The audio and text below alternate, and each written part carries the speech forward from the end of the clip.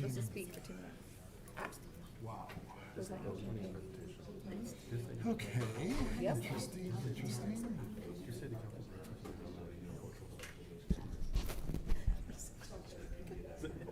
I take it all three of us have gotten our stuff in. Okay, we'll go ahead and get started. I call to order the meeting of the Manassas Park Governing Body for April 2nd, 2024. First, we have approval of the agenda.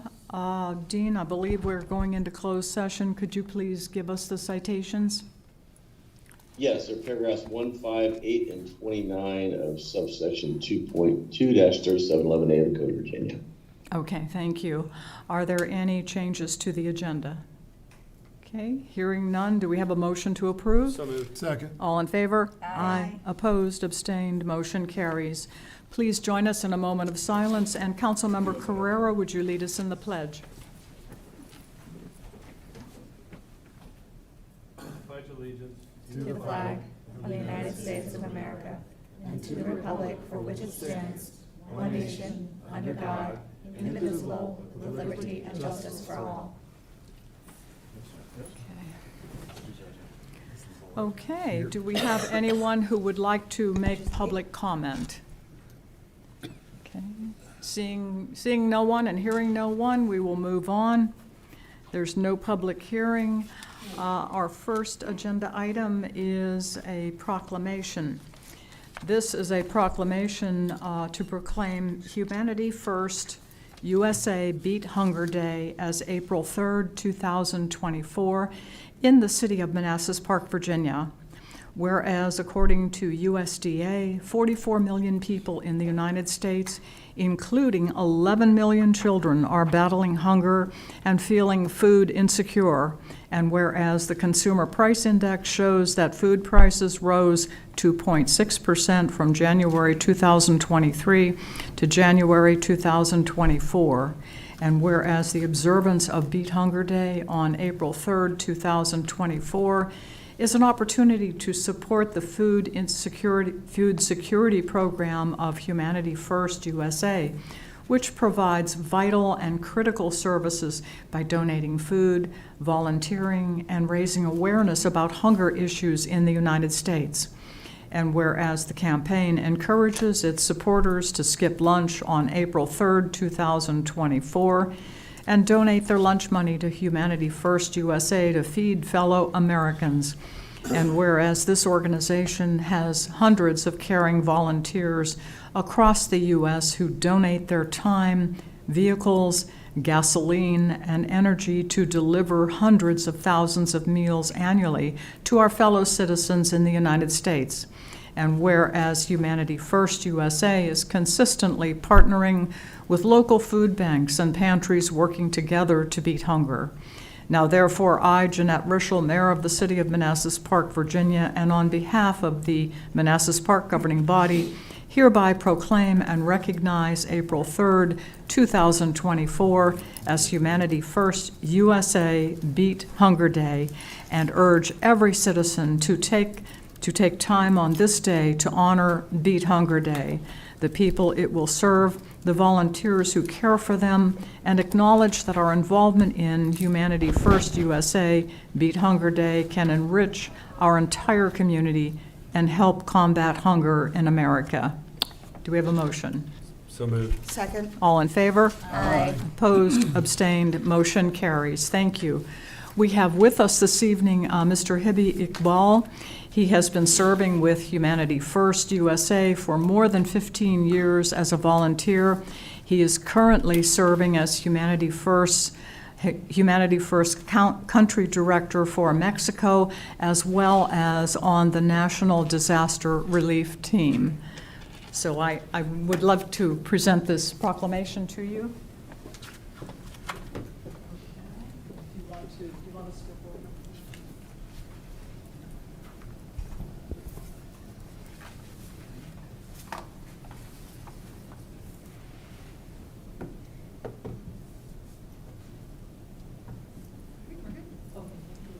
We invite you to say a few words if you would like. Speak directly into the microphone. Can you hear me? Is the sound coming through? Okay, great. Thank you so much to this body and mayor for the proclamation. I think the proclamation covered very well what this initiative is all about and what Humanity First is all about. Just wanted to give a little bit of more background to this body here about Humanity First USA. We are now in our 20th year in the U.S. We're celebrating our 20th year. Manassas Park is a very unique location. It's in the middle of two of our major hubs. We are the sister organization of the Ahmadiyya Muslim community in the United States. We have a mosque in Hoadley Road, and then we have a mosque in Chantilly, Mubarak Mosque. Both are two of our biggest chapters in the United States, and both will have a running food bank very shortly. And all the proceeds from this initiative, this Fast to Feed initiative, will be supporting these food banks along with 8 other food banks that the Humanity First USA supports in the United States. And since 2004, Humanity First USA has served over 829,000 people through the food security programs. And especially during the pandemic, the work picked up, but now as we've across the pandemic, the inflation has taken a toll. We've seen a lot more of a need for these food security programs, and we thank this body here for making this proclamation and getting the word out about this situation, because it does hit us at home here as well. And we look forward to continuing to work with you here in the city as well as in other neighboring areas, and making sure that we are servicing those in need. Thank you very much. Thank you. Thank you for the work that you do. Thank you. Okay, next is presentation update on the various committees by Councilmember Hampton. Okay. All right, can we pull up the PowerPoint, please?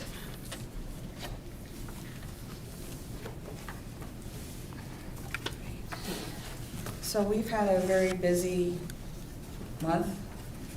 Many things have been postponed a couple of times, well, 3 or 4 times, I think, because nature decided to not cooperate with us. But we'll start off the Community Maintenance Working Group. If you go to the second slide, that just kind of gives you a roadmap of everything that we've done since 2021. This year, 2024, we're focusing on 3 things: developing and launching a code training, a volunteer corps for wintertime, and for the summertime for those individuals who are unable to care for their own yard due to snow or just Mother Nature with grass. And we're also continuing the cleanups through Keep the Park Beautiful. So if we go to the third slide, this is a still shot of the video that we've created on grass and weeds to explain the code. It's very short, it's very sweet. We'll be sending it on to Dean and to Laszlo later this week for approval. The committee reviewed it, committee created it, and so far so good, we like it. And Yessie was the one that actually went out and found the software for us to create this. And the other thing that we're going to be working on, we have a dire need for our website to be updated. You'll see on today's agenda, there is an individual that put their hand up to volunteer. So we're now fully, once that person is approved, then it will be fully staffed as far as volunteers. So more to come with the Community Maintenance Working Group. We have a very good group of people that come together once a month, sometimes more than that, to put things together. All right, on to the next one is the Keep the Park Beautiful. We had a very, very exciting weekend. You probably, if you take a look at social media, you've seen some things posted. We finally had our Brandy Station event. Considering that it was a holiday weekend, we did have a good turnout. A number of small children, Yessie and I were able to speak to a number of mothers. They expressed their concerns to us in the police department, and you all saw that in the email that we sent forward. So in addition to that, we still have a space vacant for a resident to participate in the group. And here are some pictures from the event. You know, we also did some litter removal the day of. Mike Smith went out the next day, filled the back of his truck with the stuff that we couldn't pick up. On Saturday, we saw came across at least 3 tires on the sidewalk, a box of beer on the sidewalk. trash cans, not as bad as in the past, but still trash cans littering about. What we did have that day, in addition to events, we also had information material out there. We created a magnet with information about the code, the trash code. It was in English and Spanish, and Public Works used their funds to have that printed, and they'll use that, distribute in different things. We also did videos on the fly for social media and broadcast media. There's a link in there if you go to on the Spanish one to 2 minutes and 37 seconds. You have Yessie and I speaking Spanish, primarily Yessie. I don't know if the video there. It wants to be difficult, doesn't it? Yep. As usual.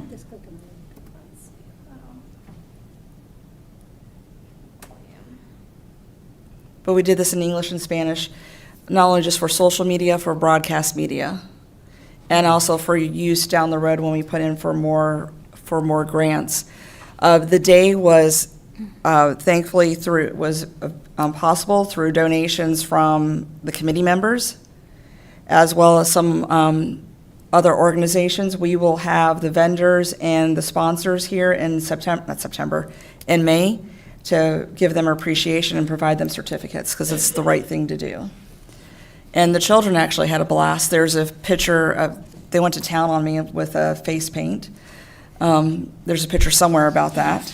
But overall, it was a very, very good event. We do have some upcoming events. Later this month, we're gonna have the Lower Kent litter cleanup. We still have to reschedule the March 23rd street cleanup. Once again, we had to postpone that because of weather, so more to come. And then, of course, we have things in June and September. And if anyone is interested, just reach out to Yessie or I, go to our Facebook page, go to our website. And thank you to the committee members that made this past Saturday possible. And now on to the 50th Anniversary Committee.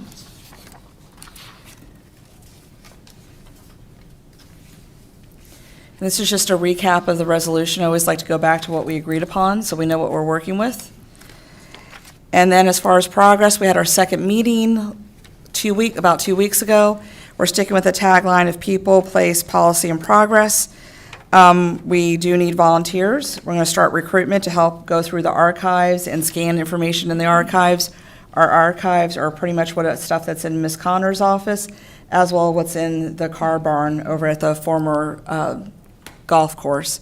And we're talking, 60, 70 years worth of stuff? Enough that we could actually have our own little museum here in the park. We're also going to be reaching out through one of our committee members to the schools and have them do logo and video development, as well as a campus poster contest, and that's going to be at all 3 campuses. With the website and social media, that's some of our immediate work. We're going to be collecting any archival information that people have. Like for our house, not too long ago, we actually got rid of one of our old water bills, and by old, like 20 years old. Why we still had it, don't know. As well as collecting and posting stories and photos from past and current residents. Long-term activities, we realize that the 50th birthday of the city actually falls on our governing body meeting in July 1st, 2025. So we're going to work on some sort of official big birthday celebration at that governing body meeting. What that is just yet, we don't know, but more to come. And if you scroll down a little bit, you'll see that we're going to be working on a barbecue contest, a full-fledged barbecue contest. More to come. Finances, we have no money yet, so which makes this really easy to keep up to date. As you know, as we agreed upon, there would be money in the fiscal 25 budget, and then we're going to try to supplement that with sponsorships. What those sponsorships are, more to come. And then Mr. Wren's, the late Mr. Wren, his family posted some pictures, and this is the Independence Day celebration back in Costello Park. And this is over where the ball fields are, and this is probably the late 80s and 1990s. So back in the day, you would have the Lions Club, and they would sell popcorn, snow cones, cotton candy, and I forget whatever else they had. You had the VFW, you had the Boy Scouts, and you had the Women's Club. And you see all the people up on the hill. We had bands back in the day. Way back in the day, the day would start with a parade down Manassas Drive. So that's just a little bit of our history. Then our next steps are a lot of the stuff that we just talked about, getting the website up, get a web page up so that people can submit any things that they have, stories, artifacts, pictures, also some information, and the logo, poster, and video. And our next meeting is April 18th.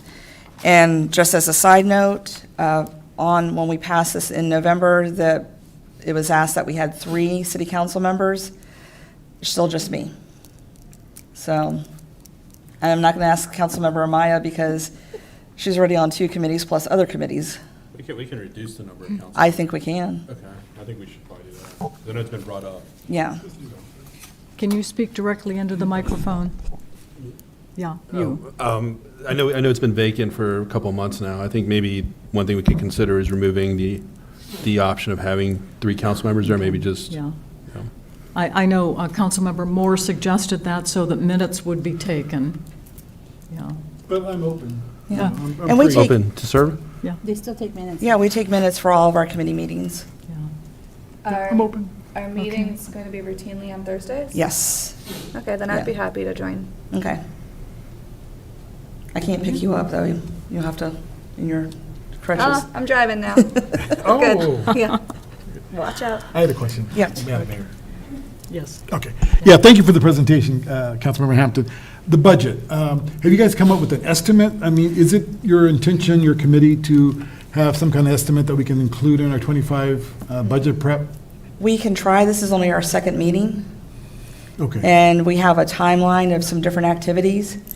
But we can come up with a rough idea. Yeah, I think a rough, any kind of number we could plug in to Yeah. budget would be helpful. And I'm not talking about 1.5 million. Well, that's good. But yeah, no, that'd be great if the committee comes up with something we could plug in. That'd be great. Okay. Can I just clarify one thing? So I saw that July 1st, per the city code, we actually meet on the 3rd Tuesday of July. That's right. To set the meeting schedule. So you would have to, and Dean can clarify if I'm wrong, but or in June, you got to clarify that you want to meet on July 1st as well. But generally per code, the first meeting of the year, of the new fiscal year, is the 3rd week of July, and that's where you adopt the official calendar of schedule of meetings for Which the is whole after year. the 4th. It is after the 4th, yeah. Yeah. But we can easily do that. We can have a special meeting just for a celebration. Or some kind of event at City Hall or some Right. kind of Yeah. outside. Yeah. I'm not sure a full meeting would be Yeah. necessary. We were thinking of just something like maybe a big cake. We don't know just yet. In my mind, I was thinking of something that would get us in the Guinness Book of World Records. What that is, I don't know. The committee may want to meet with our city planner, Melissa. She does amazing Yeah. stuff. Yeah. So that was the intent, to have a city staff member. But we have Ms. Connor kind of in both worlds, so Okay. we'll work through Ms. Connor to talk to Melissa. Well, Sounds good. yeah, through the city manager's office. We work through the city manager's office, Of talk to course, Melissa. yeah. So a city manager rep should attend that first meeting and determine what's the best course of action. Yeah. Once you have a guesstimate of how much funds you need, are you going to issue a call in the city for donations? Mm-hmm. Okay. Yeah, we said this is only the second meeting that we've had, so we Okay. still have a lot of work to do. Yeah. And like I said, we don't really know what those sponsorships are. We don't know if it's like people buying bricks. We still have to do a lot of research. Other jurisdictions have done that where you buy bricks and you have the person's name engraved on it. Other jurisdictions I've been at, they have where you sponsor a bench. I think North Beach, over in North Beach, they have that on their pier. So, yeah. Okay, thank you. Any other comments or questions? Okay, thank you very much. Yep. Thank you. Okay, moving on to number 8, we have an informational item, which is ERP module vendor selection update.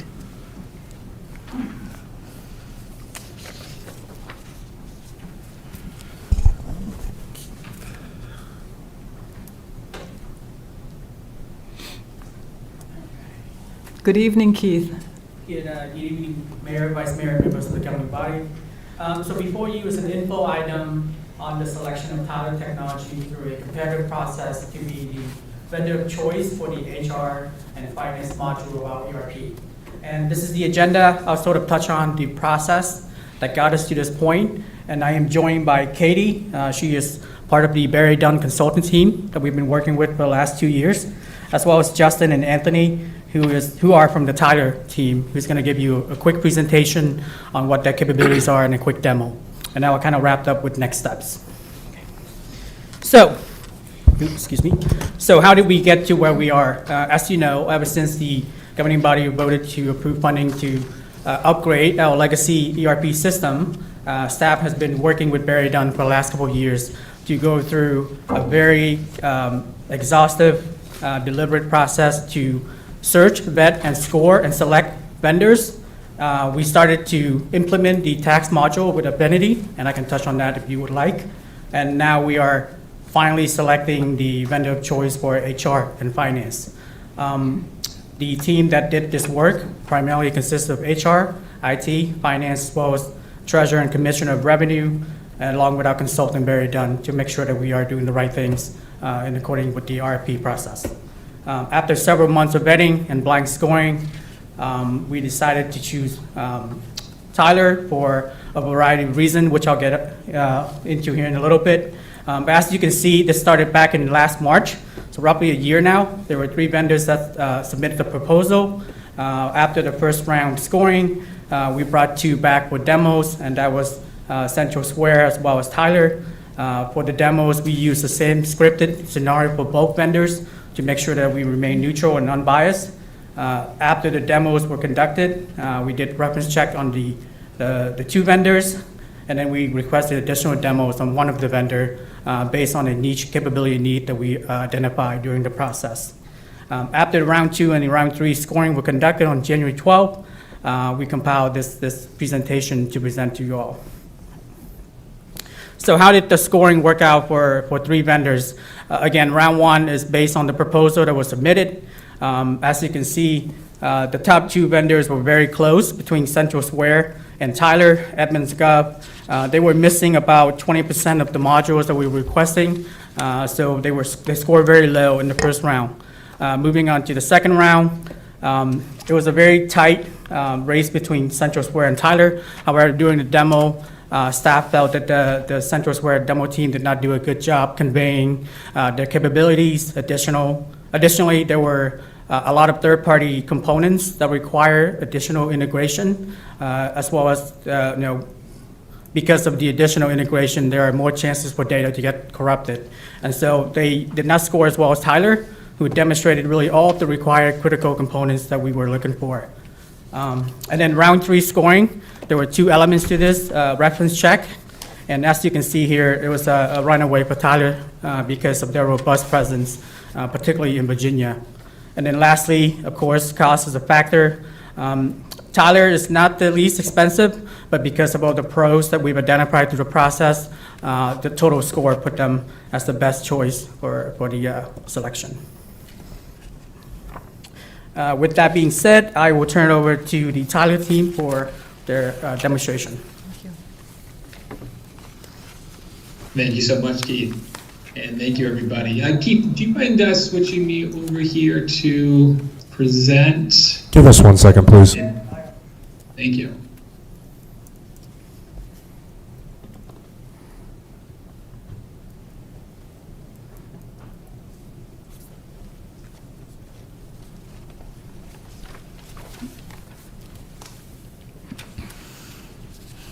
Justin, I can work the slide for you if you want. Okay, yeah, we can do that if it needs be here, sure. Are you seeing my screen now or no? Is it on the Tyler by the numbers? 1 second, one second. Well, Give me a second, I'll work the guys. slide for you, Justin. Okay. Go ahead. Okay, sorry, I'm looking at a different screen now, I think, so let me give me 1 second here. All right, I see my screen coming up there. All right, you see me okay now? Yes. All right. Well, thanks again, Keith, and thank you everyone for taking the time to allow us to come and tell you a little bit about Tyler and about our products. My name is Justin Almy. I am an account executive here at Tyler Technologies. I've been here for a little over 18 years. I've worked in a lot of roles. Started in support and implementation. And then I was a project manager for about a decade, overseeing projects just like the one you're about to embark on here. Before moving into the sales side of the organization 5 or 6 years ago. Joining me as well from Tyler is Anthony Libby. Anthony is going to be giving us a demonstration here in a few minutes, just to give you a glimpse of the software itself. But before doing so, I just want to give you all a quick introduction as to who Tyler is and kind of what we're about here. So to start, Tyler is the largest software provider focused exclusively on the public sector. We have about 40,000 installations in about 13,000 unique locations across the country, across all 8 of our divisions.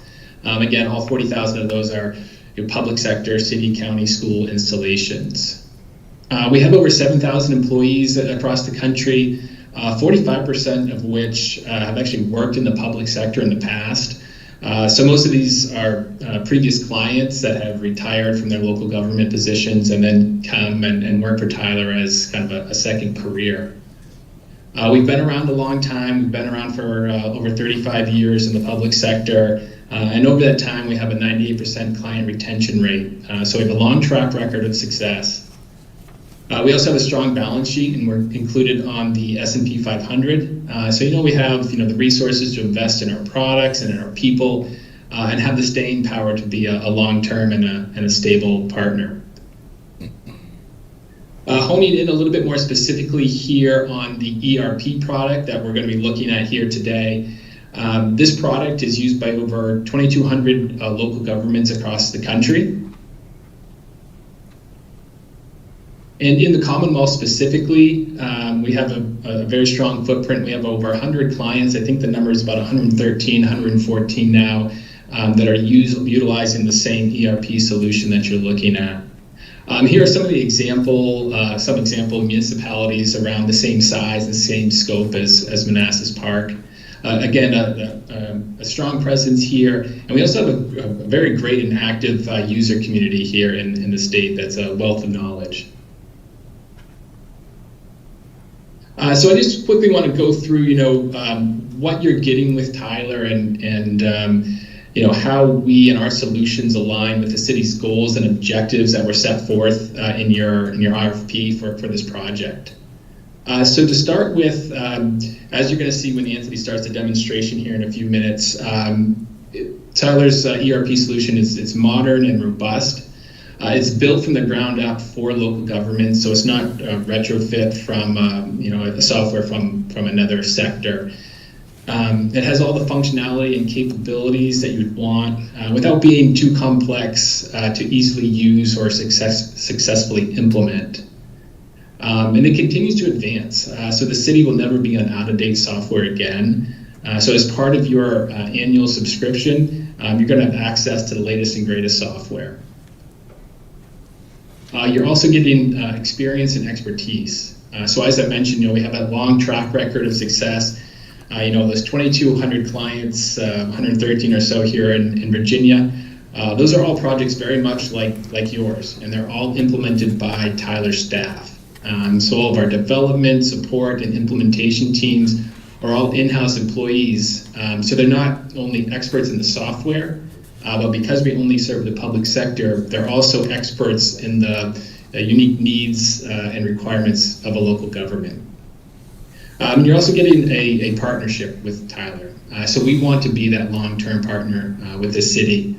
That's why we continue to invest in our products and the latest tools and technology and in our people. So the city continues to see advances in their investment.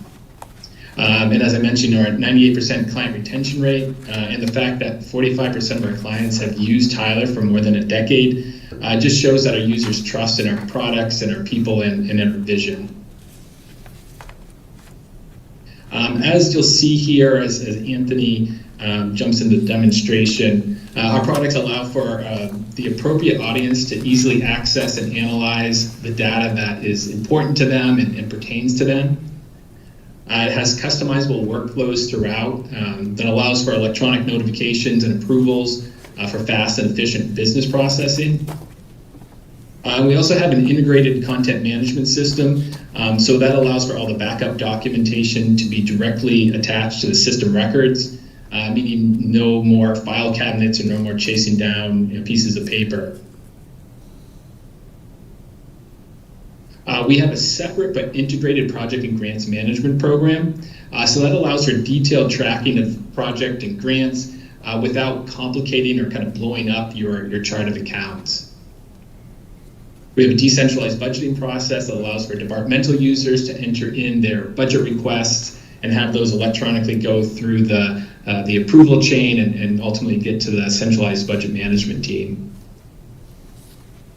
And the system is fully integrated. So that's going to allow data to flow seamlessly between the different functional areas, finance, payroll, HR, right out of the box. And then we also have flexible imports and exports and available APIs to integrate with those third-party applications that you're also implementing now. You're also going to have vendor and employee online portals to allow partners and vendors and employees to self-serve themselves online. And so in turn, reduce the staff time related to those tasks. Through electronic recruiting process, you're going to be able to post your vacant positions online and allow applicants to apply electronically and kind of go through that whole hiring process electronically. And then once you have that new hire, that candidate or that new hire can fill out all their onboarding paperwork and all of their pre-employment tasks electronically before they even step in the door. So I just kind of scratched the surface there. I just want to, again, kind of tie in some of the high-level functions of the product to the, again, objectives and goals that the city had set forth in the RFP. So that's it for me. Again, thank you so much for allowing us to come and spend a few minutes with you. I'm going to go ahead and turn it over to Anthony here for the demonstration now. And again, we're just going to spend a few minutes. We're not going to get too deep into the weeds here, but wanted to give everyone a chance to just kind of see the software, get a glimpse of what it can do, what it looks like, so we can get everyone kind of excited for the next steps here. So with that, Anthony, I'm going to go ahead and turn it over to you. All right. Thank you, Justin. And good evening, governing board and all attendees. I'm going to go ahead and share my screen so we can take a look to see what the city has spent months investing time and resource in evaluating our solution. And oftentimes when we're doing presentations like this, I will start on this page. This is our web deployed dashboard, something that our city manager or finance director might have. But in light of tonight's presentation, I'm actually going to start with our governing board in mind first.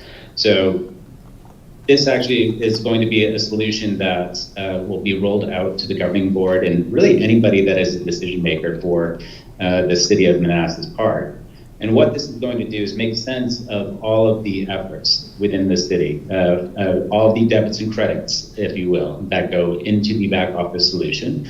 And actually, this is something that will pull that data based on your refresh rates and put it into a very easy to digest metric or card for you to review at any point in time. And this is something that, whether the focus is on cash or your fund balances or budget versus actuals throughout the financial side of the house or payroll and HR metrics, this is going to provide oversight of all the activity that is taking place within the city.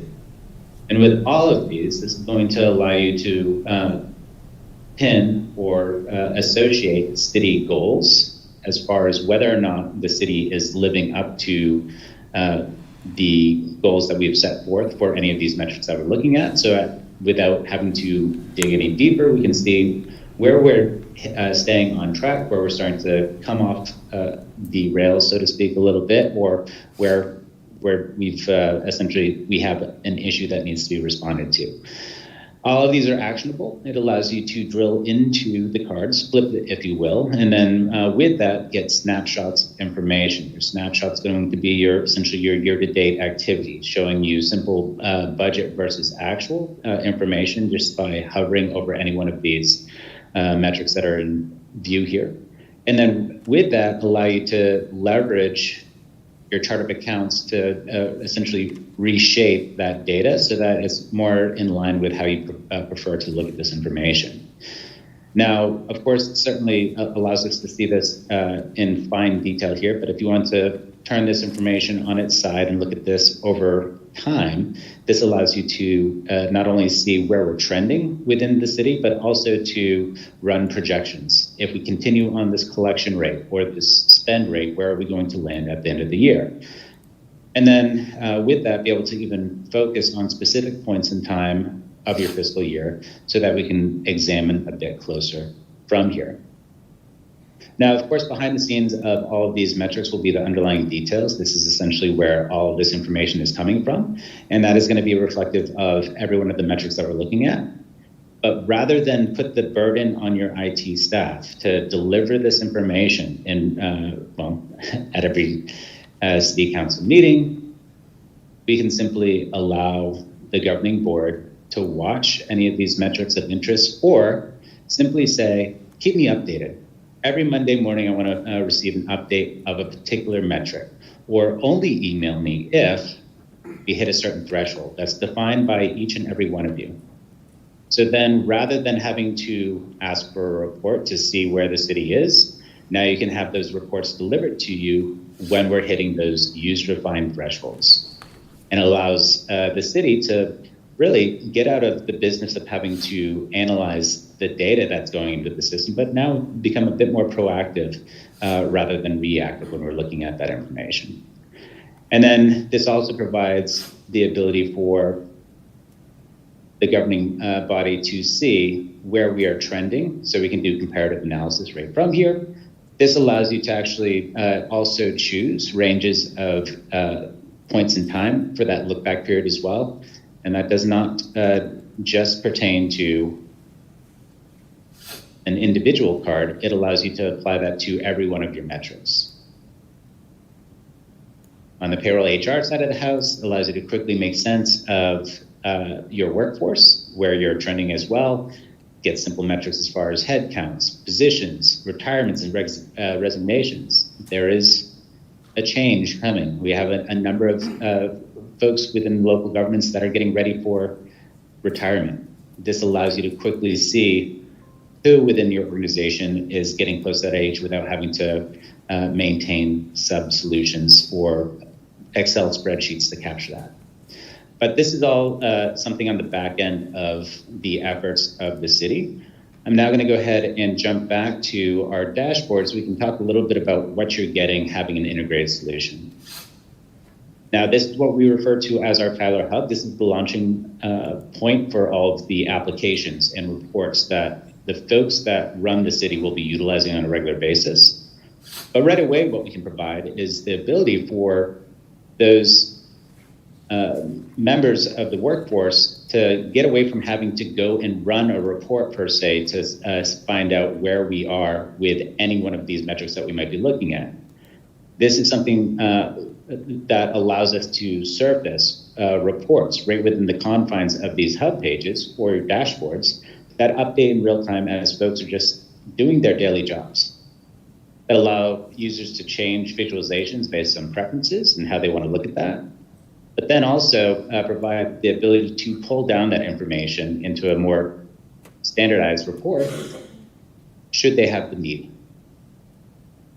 And then with that, be able to format and push it out to your reporting format of choice right from those hub pages without having to, again, go out and run those more traditional reports that I'm sure we're all accustomed to.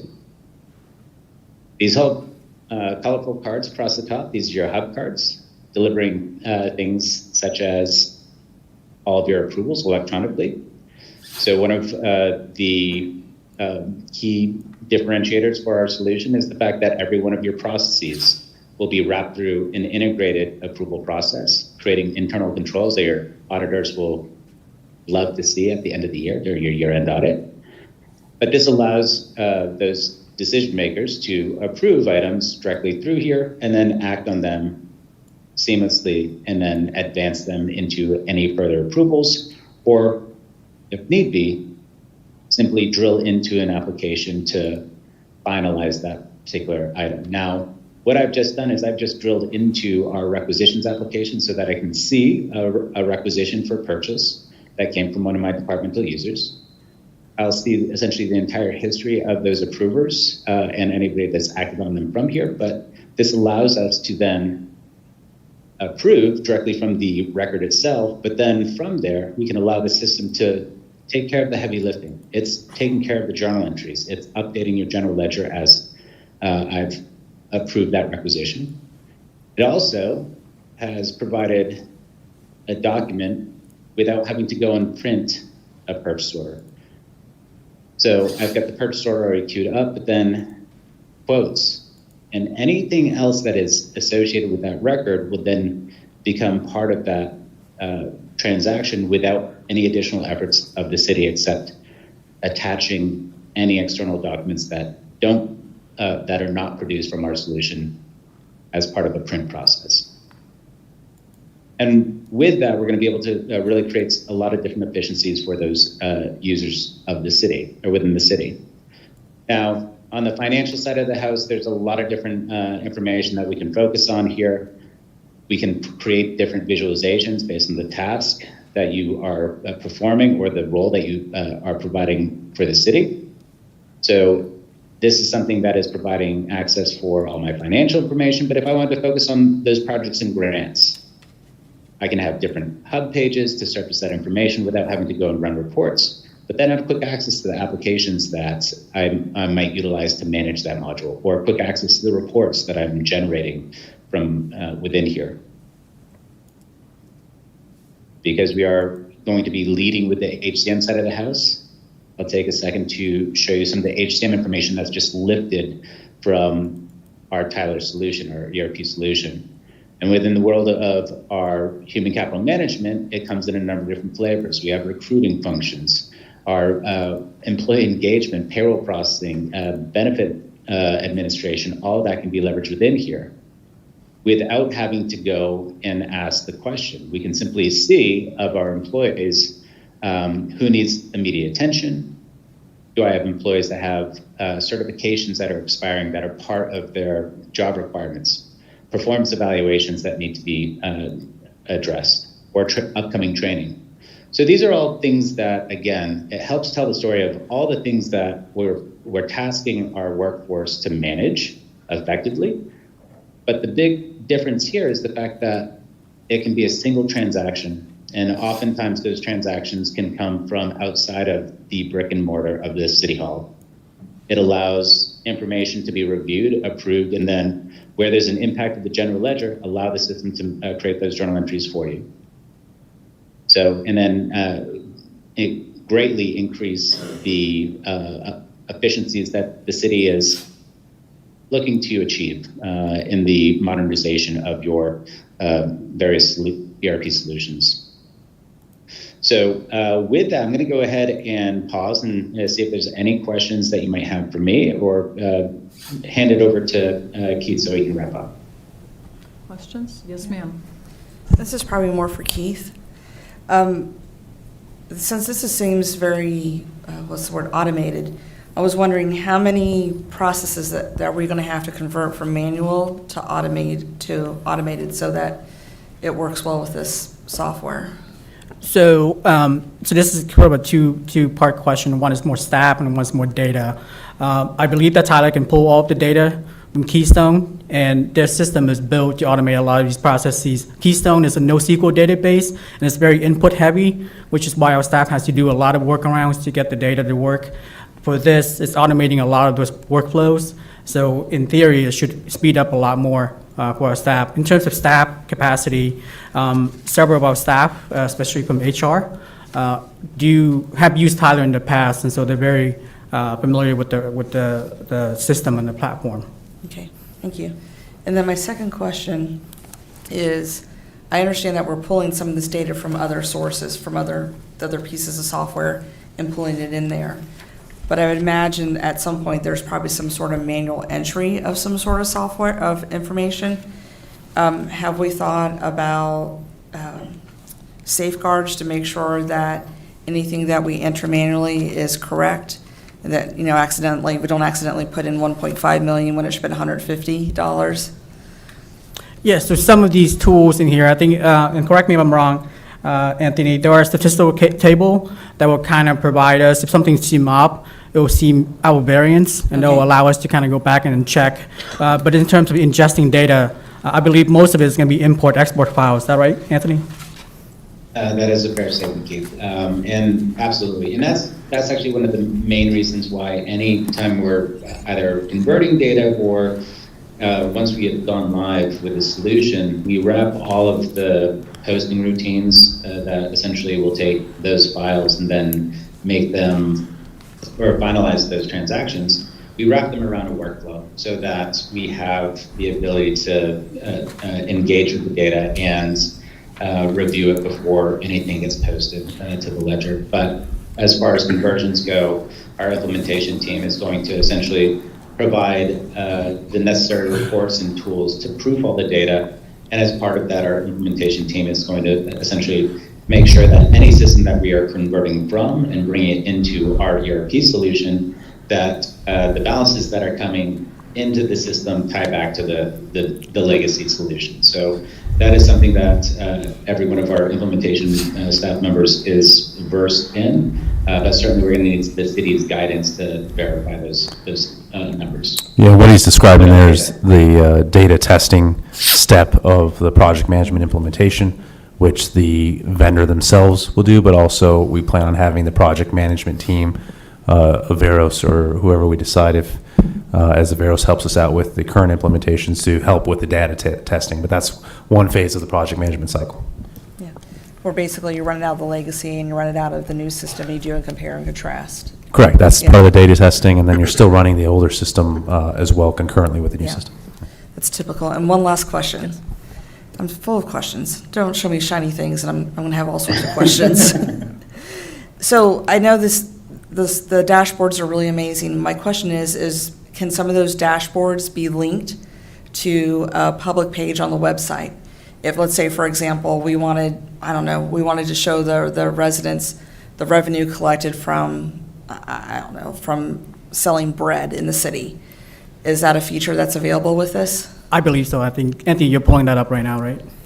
Absolutely. So everybody's efforts is not lost in vain. Every transaction that goes into the system can then be surfaced for our governing board through executive insights, but then we also have an outward-facing portal through our open finance solution that really takes all your budgetary information, your vendor payments, and then potentially, if you want to surface your payroll information, out to the public. This allows them to see your approved budgets. And then what we've done is we've actually mimicked essentially the same presentation which the GFOA wants to be able to present your budget. Not only are we showing how we're spending that budget, which we're allowing your constituents to drill in based on, again, the information that you want to make transparent for your constituents to the point where they're able to answer their own questions, but we're also showing how that is going to be funded through here as well.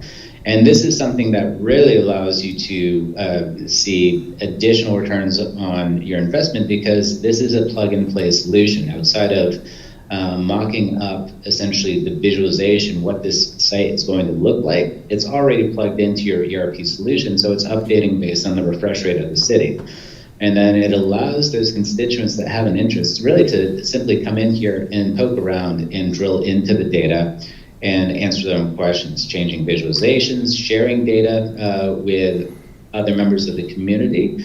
But then with that, you're not tasking IT or other folks within the city to respond to a lot of FOIA requests when we can self-serve a lot of that information within here. This also allows a place to provide highlights to the community, as well as even hang on the website the things such as your comprehensive financial reporting, the downloadable PDFs, if you will. And I've also worked with clients that would put their PDF of their budget book.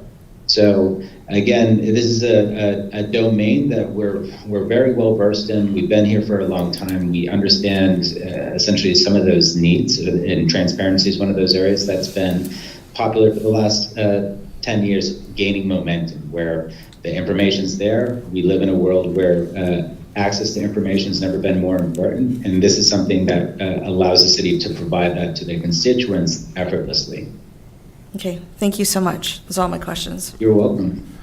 Thank you very much. I just have two questions, and I support numerous Tyler applications of my employer. One question I have is, are you using the Tyler interoperability engine for the interfaces to import and export? Do you use that on this product? What was the interface? I'm sorry. The interoperability engine. It's used on the other side of the other Tyler products, especially the public safety ones.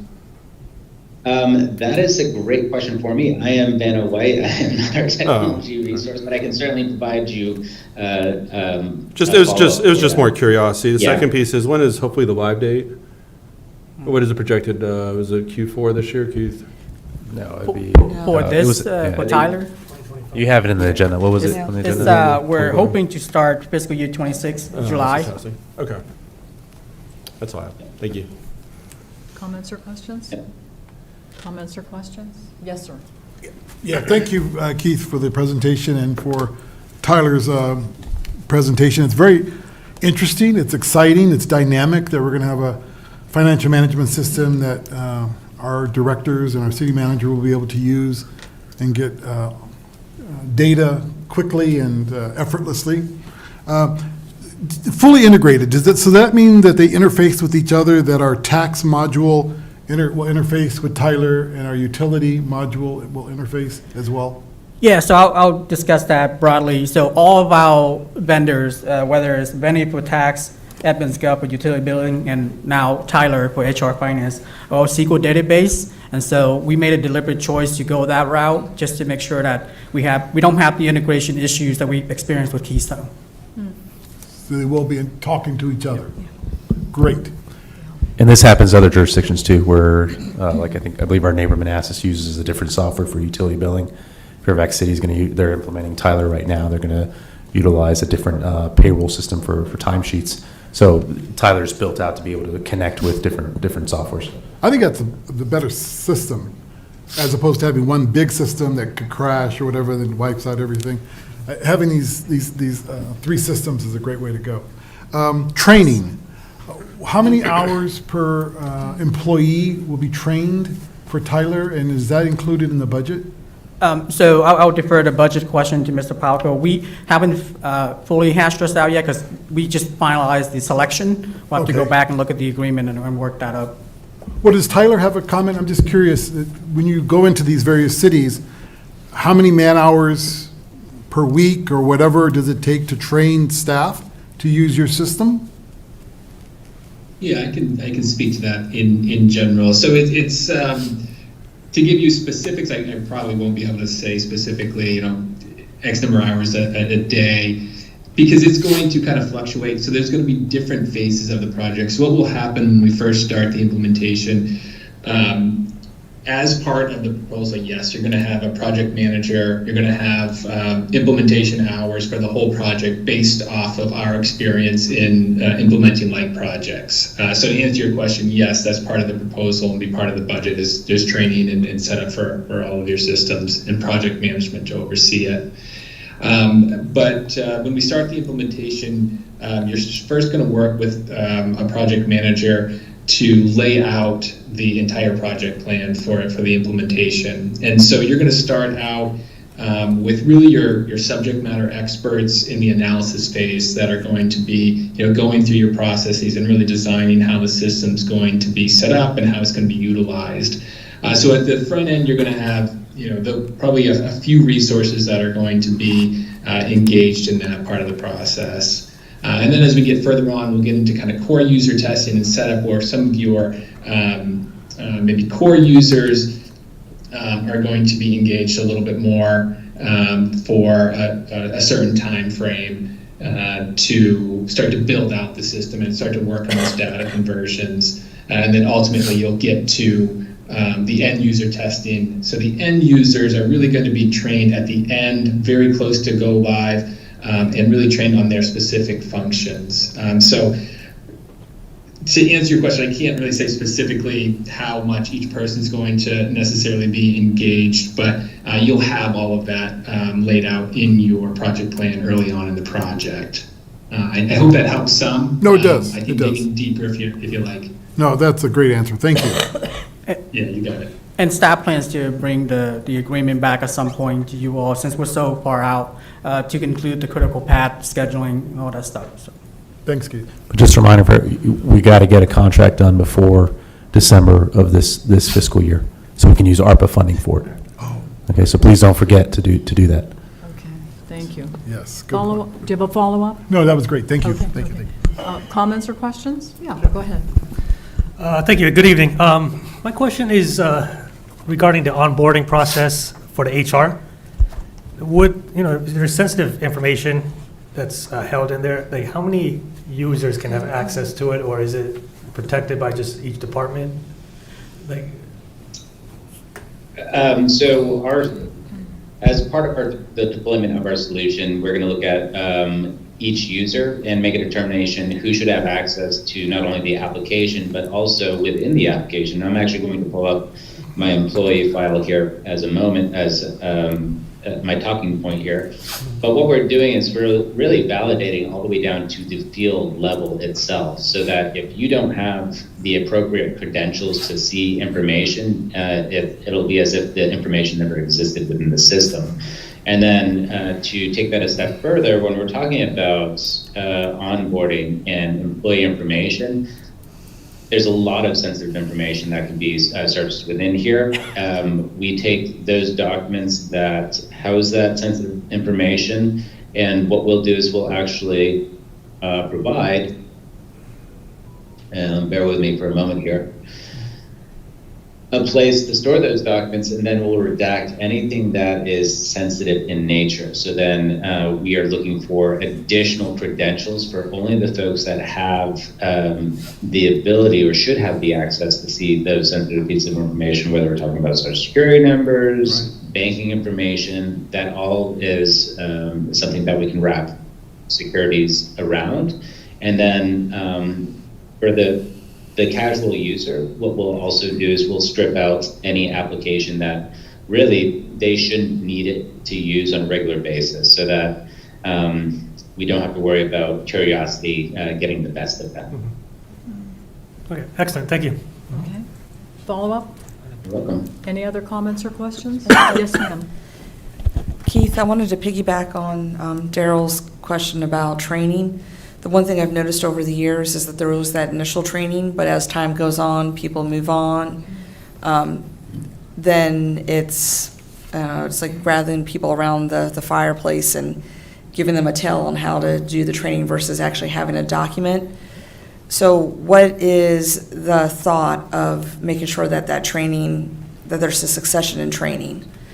No, that's a great question. So two things. I know that Tyler as a whole, as a company, has really improved their customer service. That was one of the things that really helped made our decision easier.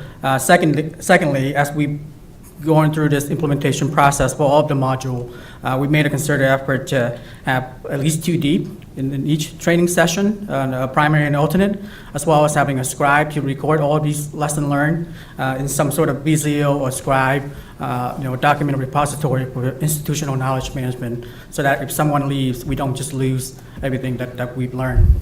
Okay. And also with the Vero contract, remember our project managers that you guys agreed to hire about a year ago?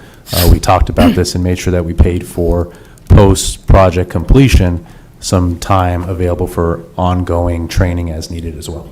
Tyler does that part of the contract. They give you hours, and they can hold them off, I think, up to 2 years prior. Yeah, and plus their customer service team is always going to be They available as have well. good customer service.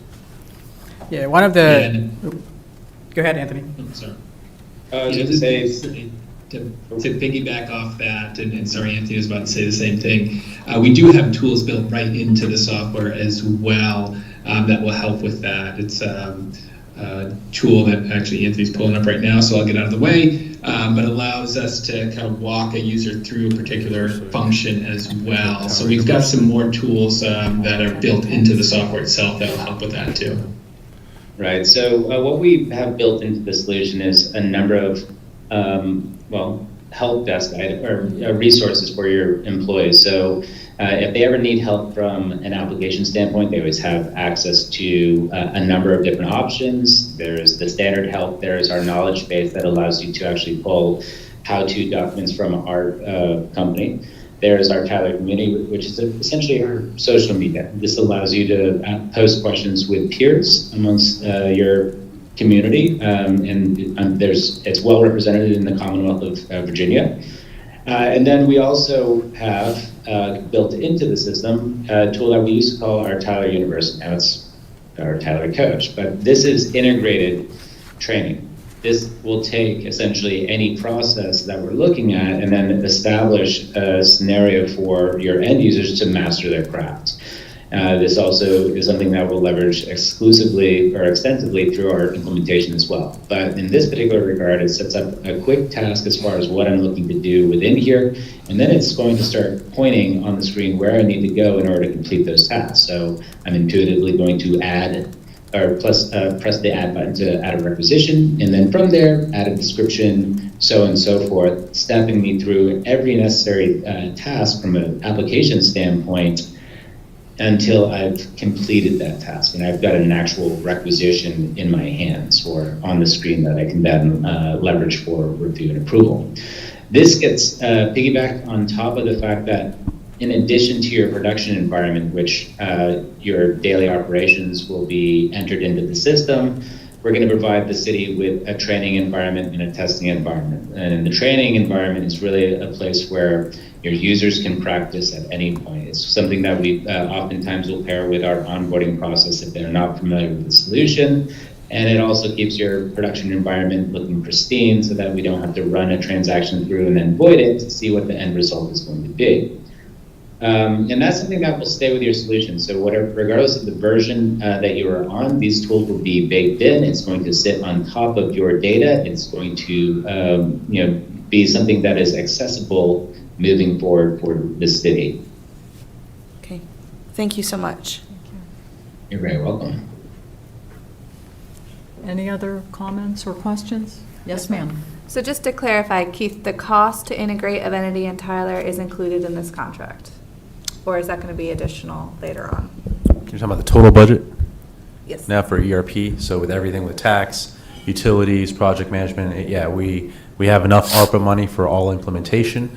You're probably going to need another $40,000 to cover year one subscription.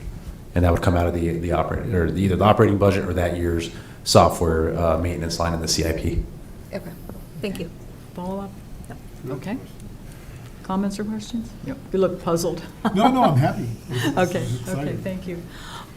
Keith, thank you, and thanks to Tyler. This was a very informative presentation. The modules are very robust, and so I think that we are all very excited about the implementation.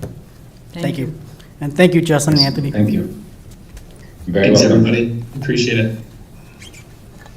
Thanks. Okay, moving on to consent agenda. Consent agenda consists of approval of the corrected minutes of March 19th, 2024, acknowledgement of the resignation of Shantae Jones from the Community Criminal Justice Board, the appointment of Councilmember Darrell Moore as an alternate to the UOSA Board of Directors for a term ending March 1st, 2027, appointment of Stephanie Smith to the Community Maintenance Working Group, recommendation to the Circuit Court for the appointment of Donald Shoemaker to the Board of Equalization for a term from July 1st, 2024 to June 30th, 2027, appointment of Rachel Kirkland to the Manassas Park Library Board for a term from April 1st, 2024 to March 30th, 2027, and that the governing body approve and authorize the city manager to sign a task order with Julius Branscombe Incorporated for additional resurfacing of city roads in FY '24 in the amount of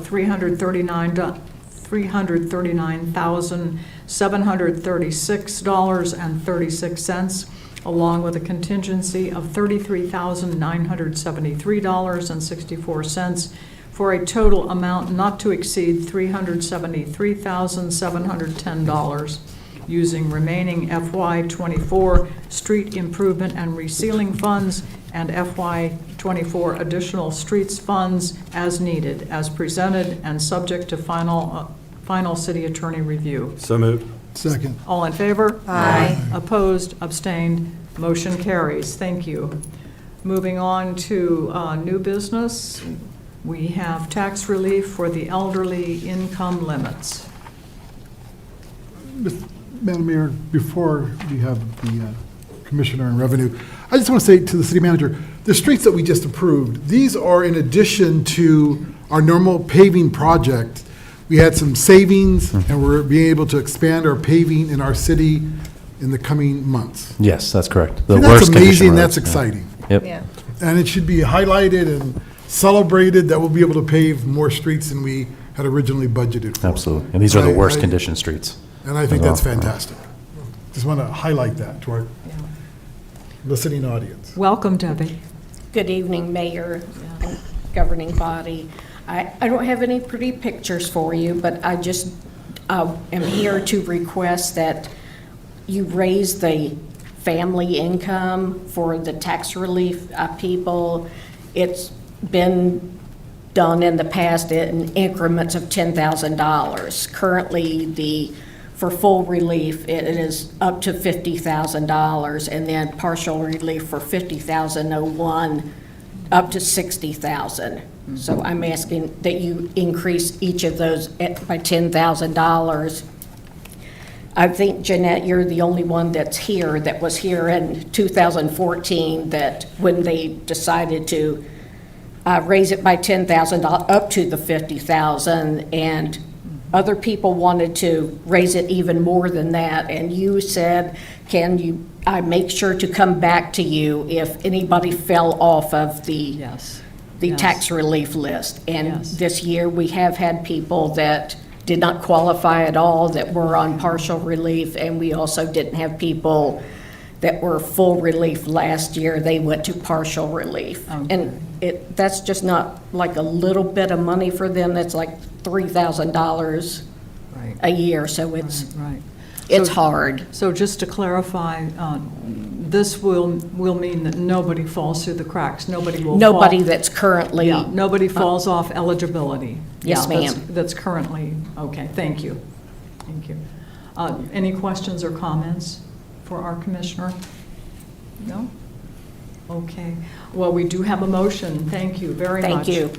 The motion is that the governing body direct the city attorney to prepare an ordinance for consideration at a future meeting that amends Division 2, exemption for the elderly and disabled of Article 2, tax on real property of Chapter 22, taxation of the Code of the City of Manassas Park, Virginia, to increase the total combined income by $10,000 and to increase the net combined financial wealth to $175,000 for eligible taxpayers to qualify for the exemption as presented. Moved. Second. All in favor? Aye. Opposed, abstained, motion carries. Thank you. Okay, moving on to Hawk Signal, Park Central Hawk Signals.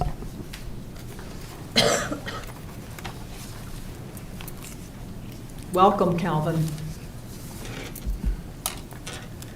Good evening, Mayor Rischel, Vice Mayor Mensing, members of council, residents, staff, and guests. I'm Calvin Odell, the Director of Community Development.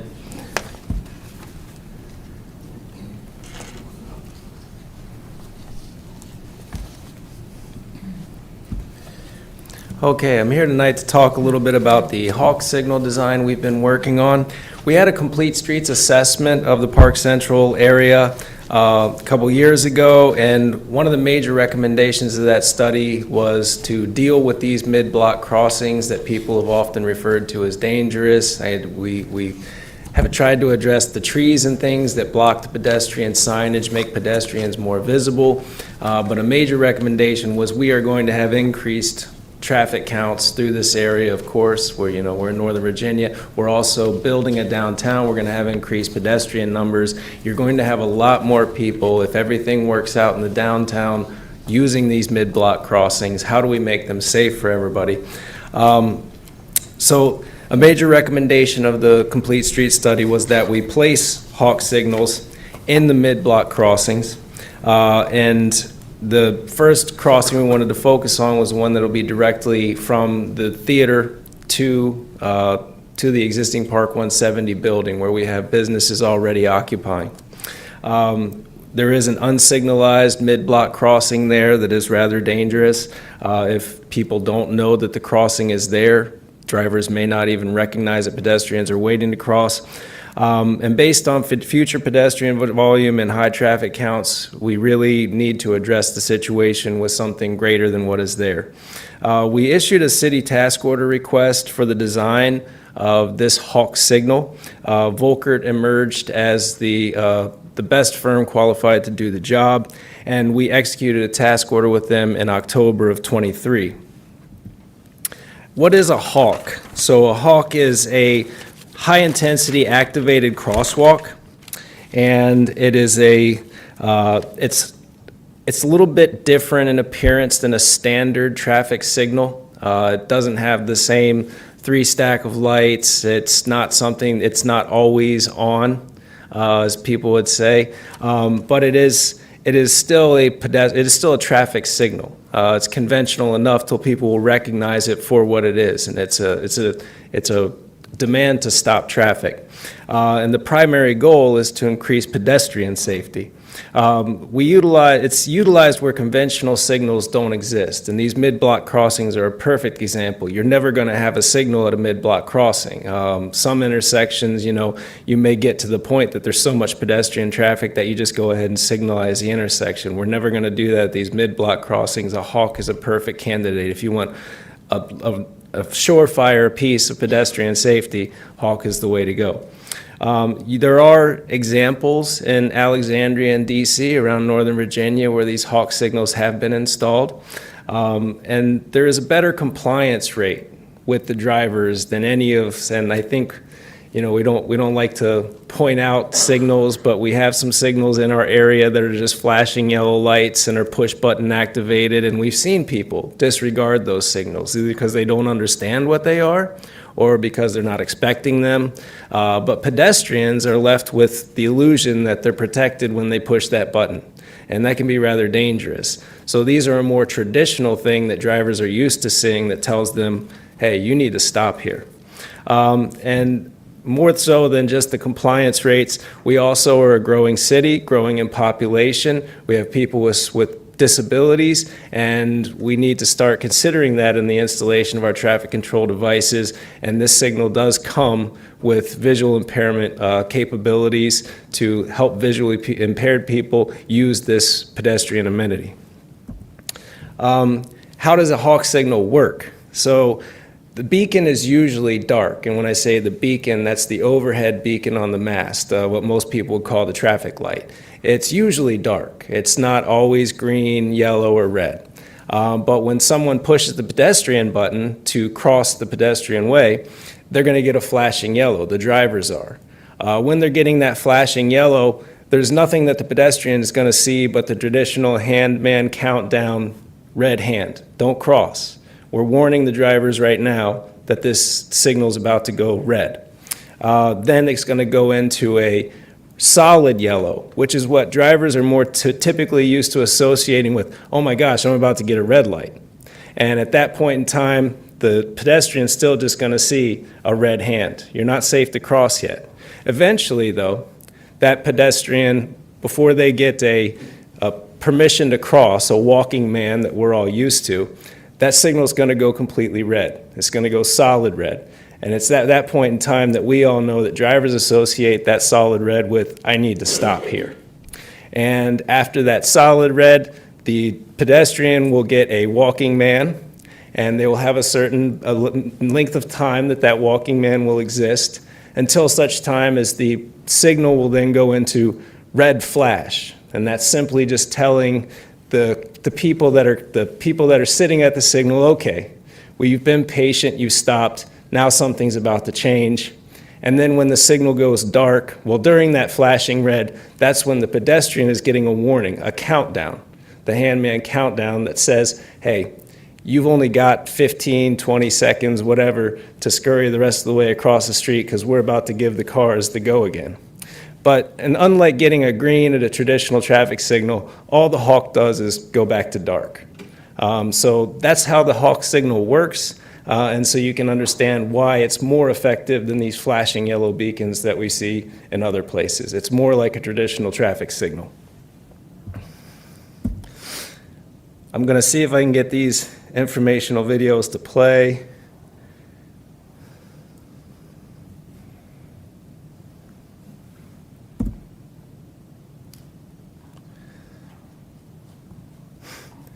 I don't know. Did we have any luck with the sound earlier?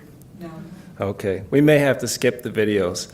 If the governing body get copied on the actual PowerPoint with the videos, I apologize to any residents, guests. It doesn't look like we're going to be able to do the videos. I may be able to switch the sound for you, Calvin. I can try it if you like.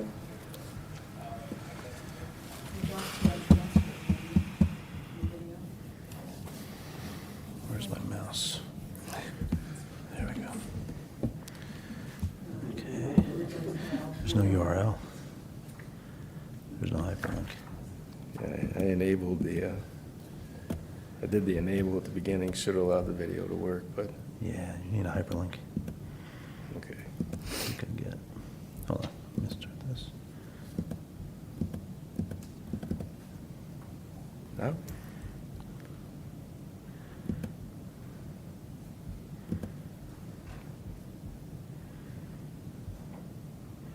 All right, can you guys get the sound to work? I have it on here. What's going on with the sound? Give me 1 second. We want to watch Curious George.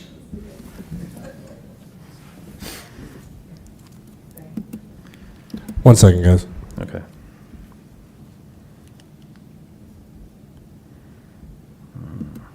This doesn't sound right. Try that. Okay. A first for the city of Plano.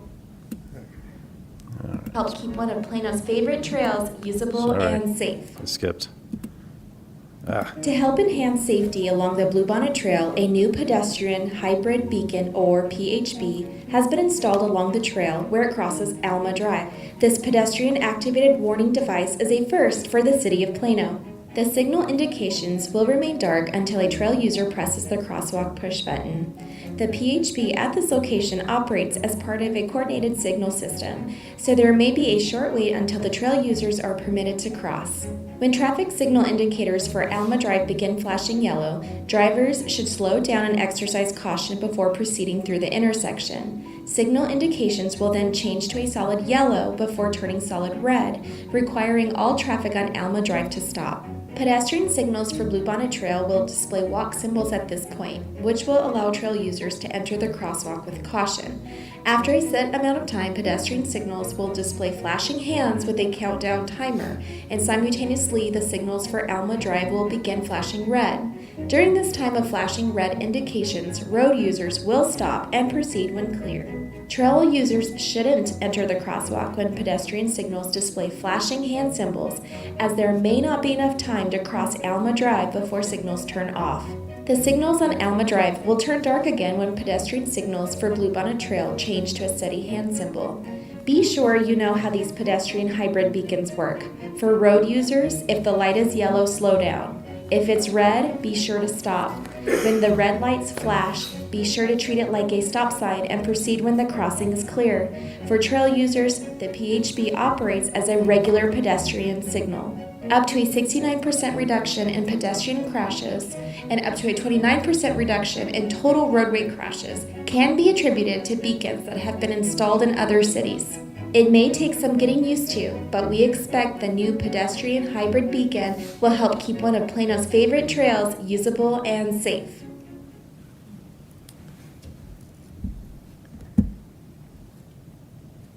It's the same one, yeah, go again, slide 6. Go to slide 6, that's the same one, slide 6, and right click. And then hit start on the bottom right. Click.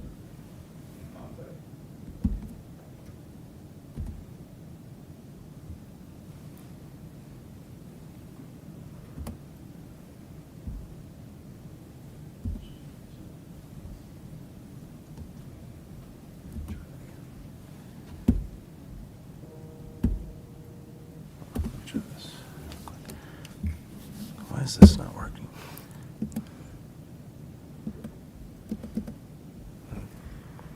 Got the magic touch. Meet the pedestrian hybrid beacon. This is the vehicle signal of a pedestrian hybrid beacon. The pedestrian hybrid beacon has been shown to reduce pedestrian crashes by 69%. But how does it work? The vehicle signal remains dark until it is activated by a pedestrian. While the vehicle signal is dark, the pedestrian signal displays the don't walk symbol and vehicles may proceed through the crosswalk at regular speed. When a pedestrian presses the pedestrian push button, the vehicle signal flashes yellow to warn motorists a pedestrian is ready to cross the road. This brief flashing yellow interval is followed by a steady yellow interval informing motorists they should prepare to stop. The vehicle signal then changes to steady red, indicating motorists must stop and wait at the stop line. And the pedestrian signal changes to the walk symbol, allowing pedestrians to cross. After a short interval, the pedestrian signal switches to a countdown timer, and the vehicle signal changes to flashing red. When this occurs, no other pedestrians may enter the crosswalk. Once all pedestrians have cleared the crosswalk, motorists may cautiously proceed even as the vehicle signal continues flashing red. The vehicle signal then goes dark until the next pedestrian activates the pedestrian hybrid beacon. Okay.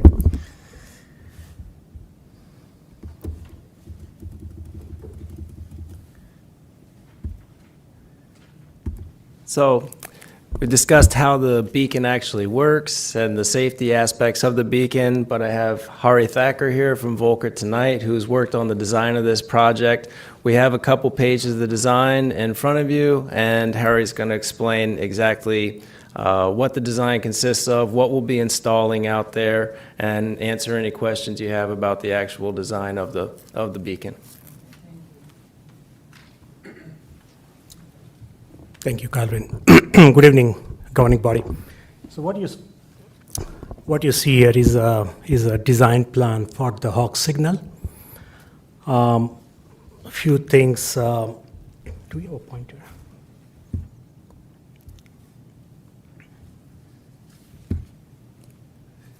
Do we have a pointer? That's fine. I don't think so. I'll try to speak loudly so everybody can hear, but I would like to point out a few things on the plan here. So again, this is a signal design plan for Hawk signal. Some of the design features I would like to point. What you can see here is a zoomed in version from here. So this dark circle is a signal pole. On one side of Manassas Drive, you will have a signal pole. On another side of Manassas Drive, you will have another signal pole. Calvin, is he able to pick up the microphone and walk around with it? Yes, you can pick up the microphone. Okay, that's good. Can you, yeah, this is better. All right, so again, I'll repeat. This is a signal design plan for Hawk signal. This is a signal at mid-block Manassas Drive crossing. What you see here is a signal pole. There will be two signal poles. One signal pole will be located on one side of the road. Another signal pole will be located on the another side of the road. This dark circle is a signal pole.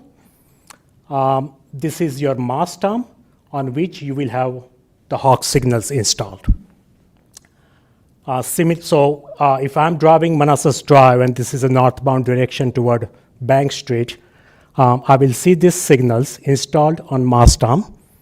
And if those signals are red, I will be stopping here at a stop bar. So the operation would be very similar to a typical signalized intersection, where if you see a signal red, you will stop at a stop bar. Similarly, if you are driving in southbound direction going towards Market Street, again, you will see your own set of signals. So these two arrows are signals installed on a mast arm, which will be overhead. And if those signals are red, you will be stopping at the stop bar. We will be installing a couple of pedestrian signs to alert motorists that there may be pedestrians ahead. So you will encounter these signs in each direction, telling motorists that pedestrians are ahead. So they can watch out for that. Also, this is a unique location. We not only have a crosswalk, so there is an existing crosswalk here, which is unsignalized, and we are trying to make it safer by installing this Hawk. We also have a side street well away. And there may be motorists coming out of this side street and making a left turn onto Manassas Drive. So just to give them warning, we will have a sign here as well, alerting them that there may be pedestrians on the crosswalk, so watch out for them. In addition to that, we will have this set of signs, S1, S2, S3. These signs will be installed on this mast arm here, as you can see, S1, S2, S3. So the motorist will be able to read these signs. So it will give them guidance that, okay, the S1 says steady red, stop. S2 says flashing red, stop, proceed when safe. And S3 is basically telling them to stop when the signal is red. So there will be enough information through signage at the location to basically tell motorists what to do when the signals are either red or flashing red. In a nutshell, that's what the Hawk is. And one more thing here. So these are the signal poles. So I mentioned there'll be one pole on each side of Manassas Drive. This is how the poles will look like. These poles will be very similar to what we have at Market Street intersection. It will be black in color. It will be designer-looking type of pole. Mast stamp will also be black in color. Again, we wanted to make sure that it gels with the signal infrastructure we have to the adjacent intersection. That's all I got. Thank you very much. This is a wonderful system to have for pedestrians. This is fantastic. Thank you. I really love the out loud messaging, verbal messaging per ADA standards. That's wonderful. Thank you. Am I correct in assuming that the total yellow light, both segments equals 15 seconds? Is that? The yellow light will be 4 seconds. So the first sequence would be flashing yellow. That would be 4 seconds. 4 seconds for the flashing. Then the solid yellow will also be 4 seconds. 4 for the solid. And then it will go into dark red, the red color. And that's when the pedestrian indicator will start. So once the signal is red, the walk signal will start. And the walk will be that it's a standard VDOT standard 7 second for a walk when you see the walk indicator. Okay. And then after 7 seconds, there will be flashing don't walk indicator, which would stay there for about 15 seconds. And that time is measured based on the length of the crosswalk. Okay, so these are VDOT standards? These are the VDOT Okay, standard. okay, thank you. Now we can, we have proposed 10 seconds for walk indicator before the flashing don't walk start.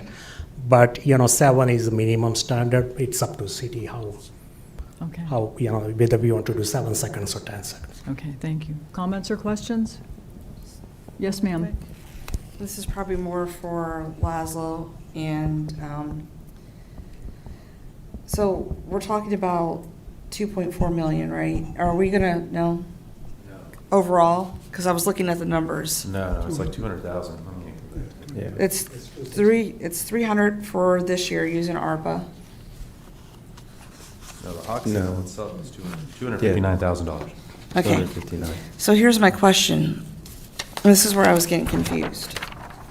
I'm looking at the bottom paragraph, and it says 300K for fiscal '24, and then another 2.1 proposed fiscal '25 CIP. That includes the 300 for the Hawk,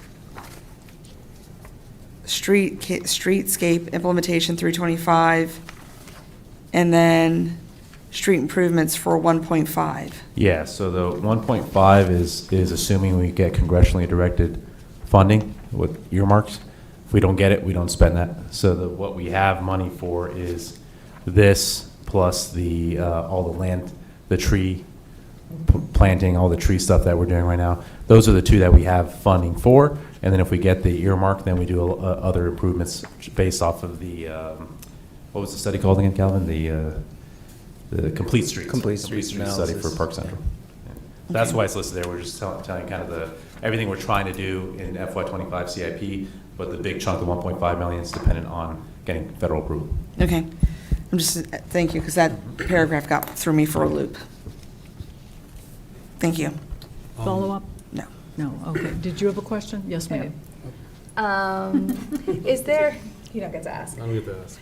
Is there a time delay between pedestrian hits?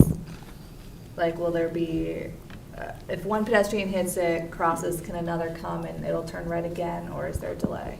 There is slight delay, and it is up to the city how we want to coordinate with the Market Street signal. Okay. So if there is a green signal on Market Street and we want to maintain that flow and let the platooning of vehicles pass through, there may be some delay, and then the pedestrian signal will come up. Okay. And my second question is, there was one of these, well, there is one of these over by Signal Hill Park. It's not this fancy, it's not a Hawk signal. And that thing did not work for the whole first year it was up. It would either flash 24/7 or it just wouldn't flash. So cars kind of got desensitized to it and just ran it all the time. What kind of warranty does this have? So the issue, as I understand it, at Signal Hill is really a maintenance responsibility issue. I think I spoke to the governing body about that at one time. It's in county right away. Right, yes, it's It not was ours. installed by their contractor that was building a subdivision that extended the trail through the park. VDOT normally would maintain that, but VDOT, that flashing yellow beacon is not a VDOT approved crossing, so VDOT would not maintain it. Prince William County contacted us asking if we wanted to remove it. But it's not ours to remove, and it's heavily used, so that would just leave pedestrians unprotected. So it sort of hangs in limbo.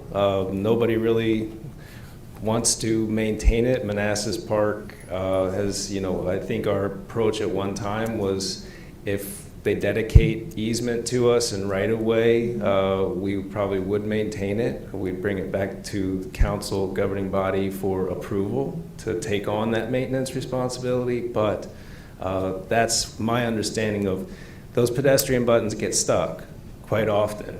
And we replace PED buttons regularly. It's probably one of the most frequent signal modifications we have to make, signal repairs we have to make. And if you ever watch people with a PED button, It's fantastic. They sit there and hit them like 100 times thinking it's like a polling system. The more they hit it, the faster they're going to get the cross. No, that's not how it works. You enter a call into the system. When the system gets to the phase that would allow you to cross, then they know you're there so they don't skip you. That's all that button does.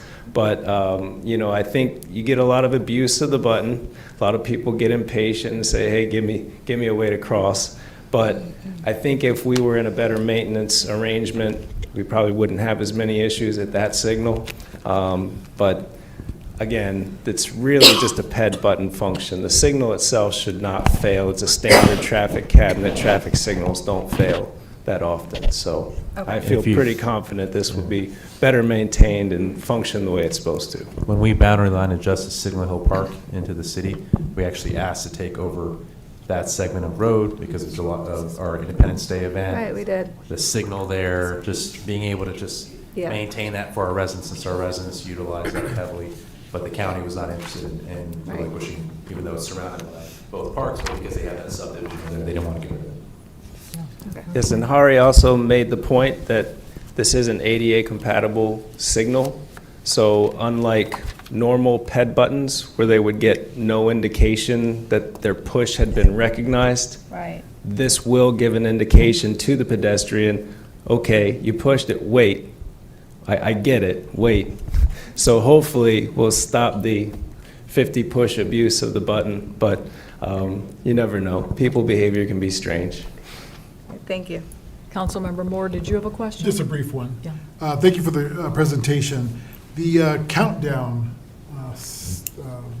signal, allowing people to walk across the sidewalk, that can be changed. I know it's set to VDOT standards, but seniors sometimes need longer time, or people who are disabled, than what VDOT has put as their standards. So we as a city could decide to adjust that time to get across the intersection? Absolutely. What Hari was saying earlier is it is a standard based on the distance across the street.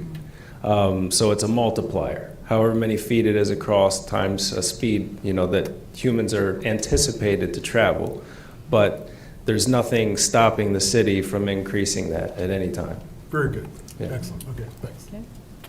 Can I say something? Thank you very much. I'm supportive of doing something. I believe this brings confusion. And the reason why, I've seen the one on Eisenhower Avenue in Alexander City, and when I come up to it, when they first put it in, I think a couple of years ago, everybody's confused. Nobody knows what to do.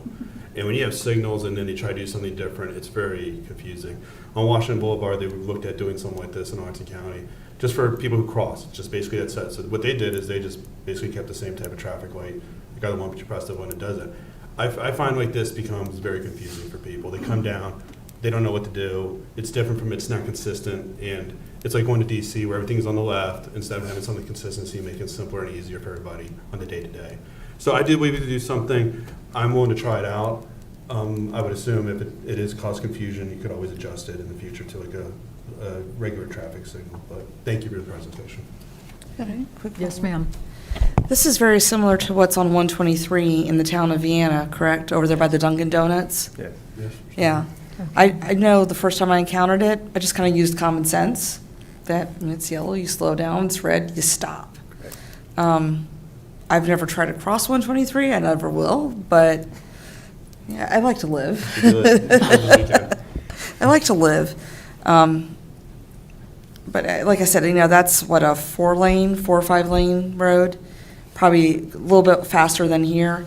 Folks there seem to get it, so I have no problems with this. Something's got to be done. And that's just what you said, that it seemed instinctive. Yeah. That's probably why the compliance rates are so much higher than the flashing yellow beacons. It's something that people are used to, same principle people are used to. Yellow means slow down, it's about to turn red. Red means stop. Right. It's very intuitive for drivers. Versus 4 flashing yellows and no one knows what to do. Okay, thank you. Councilmember Amaya? I have a silly question. Will there be training from the police officers just to, make that more kind of like an easy transition, I guess, from the problem that you think we're going to have? You're saying training of police officers? No. Like residents. Have police officers to make sure that people are understanding how it's going to work. Is there going to be like a transition time? Like in other words, Are there going to be any police officers kind of checking to make sure people are following the rules? We give tickets. Not tickets, I'm just saying, like, okay. A maybe, warning you know, or something. Something that say, hey, and then you have to slow down, I don't know, something. So, I mean, we have plans, you know, and we understand, and that we talked about this back when the Complete Streets analysis was going on. Based on that consultant's recommendation, public outreach is key. Education is key. People are not used to seeing these all over the place. You really need to go out there and let people know that it's coming, let people know what it is, and let people know how it works. Okay. So we actually, you know, pending your approval tonight to move forward with the bid for construction, you know, that will be our next job as staff, is putting together all of the materials, getting a dedicated website, getting a dedicated web page up on the city's website to educate people about this signal, linking them to videos like this, maybe creating some new videos, finding some new videos, but also, you know, putting this out on our social media platforms. Here's what a hawk is, here's what's coming to your area. Talking about this, handing out flyers, brochures, pointing people to our information at our pop-up events. And then, you know, we're going to host transportation town halls to talk about this hawk, to talk about what it is, and to talk about our HSIP improvement plan and our other transportation projects. So if that's what happens tonight, is that the governing body decides to move forward with this and to direct staff to enter into the bid process, we'll start our efforts towards public outreach and education. That was the question that I was trying to convey, so thank you for the answer. And really quick, you may want to add schools into that, into the road show. That's something that we learned, and with the work that we've been doing, we start with the little ones, and it works its way up. Are you okay now? No? No, okay. You're still confused? Yeah, I'm not driving today. Comments or questions? Do you have a follow-up? No? We're just picking on him. Yeah. Councilmember Javed? Thank you for the presentation. My only question is, or concern is, like, why wouldn't it just stay solid red throughout the remainder of the period? Well, because some pedestrians, especially bicyclists, are going to move through the intersection very quickly. There's no sense in delaying vehicular traffic any longer than necessary. So you actually have permission to go on the flashing red if the intersection is cleared. So on a solid red, you do not have permission to go, but on a flashing red, you have permission to go if the pedestrian, and Right, that's what the so- signs will indicate, is that if you see a flashing red Yeah. and there's no pedestrian in the crosswalk, you're okay to proceed with caution. Right. But it's still counting down 15, 14, 13 while it's flashing, right? Correct. See, my concern there is that some pedestrian or biker might see that time and just out of blind spot, just kind of rushing through it, and the motorist thinks they have a clear path, and then, you know, they kind of just collide. So my thing is just keep it red until that time stops, and then the car could proceed. Yeah, the federal standards wouldn't allow to keep it red. Otherwise, it would be like a standard signal. The whole objective of this hawk is when you don't have design criteria met for a typical standard signal, but at the same time, you want to make a crosswalk safe for pedestrians and do some kind of pedestrian signal device. And that's when hawk was introduced. The objective is to make pedestrians safer, but at the same time keep the traffic running as often as possible. So there are some challenges, but again, I mean, you know, considering non-signal versus the rapid flashing beacons, you know, which do not have as much compliance as hawk, the research says that it does help reducing crashes. Okay. Follow-up? No. Thank you. Any other comments or questions? Comments? No? Okay. Oh, one more question, sorry. Yeah. So we're doing one pole with, I guess, extends it all the way from both sides of the traffic. So this span is a little too long for one pole and mast, so we'll be having a Oh, pole is it and a two? mast on each side. Oh, okay, I didn't see the two.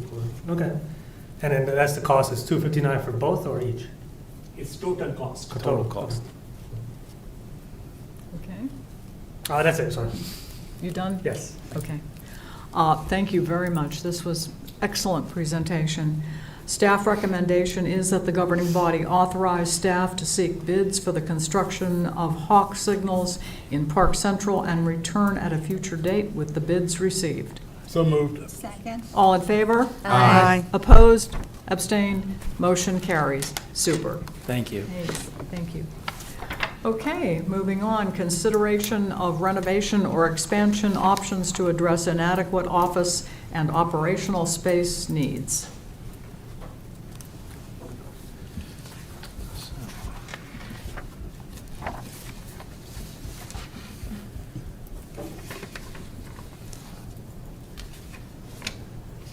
Okay, good evening, members of the governing body. So, as you all are aware, in the 2000s, the city built 4 schools, fire station, police station, and a community center.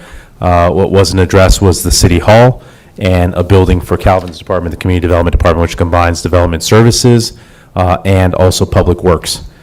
So the development services right now is housed in the Bloom's office that was formerly the neighborhood library, and Public Works is still in the building along Manassas Drive, right next to the police station, which is a very old building. So City Hall was addressed through the downtown development and this building, but the last thing we have to address from a facility standpoint, before we talk about renovating anything else, was getting that department finally a building that they can utilize. So we looked at an option about buying a industrial building along Digital Drive. We still have a contract in place that, if approved, I'd bring back to you all for approval, and a negotiated agreement with the owner to buy that building and to move Public Works there and do some renovations.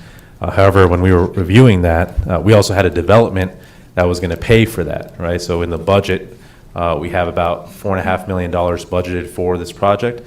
There's also an additional $6.5 million developed by that development. For just about $11 million, and you'll see the numbers tonight, kind of how that would work, along with an additional $7.6 million from that Digital Drive development over 10 years in annual tax revenues that could be utilized for ongoing renovations as needed. Probably all that's not going to need it based off of the numbers we're showing here tonight. So at the meeting when we were discussing the future of the Community Development Department building, the question was asked about what it would cost to renovate the existing Public Works building. So we went back and asked AdTech, or one of our design engineers, to come back and evaluate, kind of give us some rough math about what it would cost to renovate the Digital Drive building versus renovation of the Public Works building, and then adding a rebuild of the Public Works building to meet all the requirements, because it's our belief that if you try to renovate that thing, just like when Cookout tried to renovate that building, they had to rebuild it. It's an old building. They weren't able to renovate it. They had to rebuild it. The same thing we believe is going to happen in that building over there. That's why we added kind of that rebuild, because that's really your true comparison when you're looking at today's presentation. Look at the rebuild cost versus the Digital Drive when you're doing your kind of your own analysis of what to do here. So tonight we're going over just this discussion here about the evaluating all these different options, so you guys are better informed to make a decision about next steps with what you want to do for securing the final building that we need as a city for our important department, the Community Development Department. So I'll hand it over, Mark or Ashley? Ashley.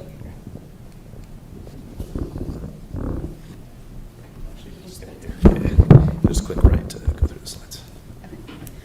Okay. Hello, I'm Ashley Beeson with AdTech Engineers. Can you please speak directly into Yep, the... sorry.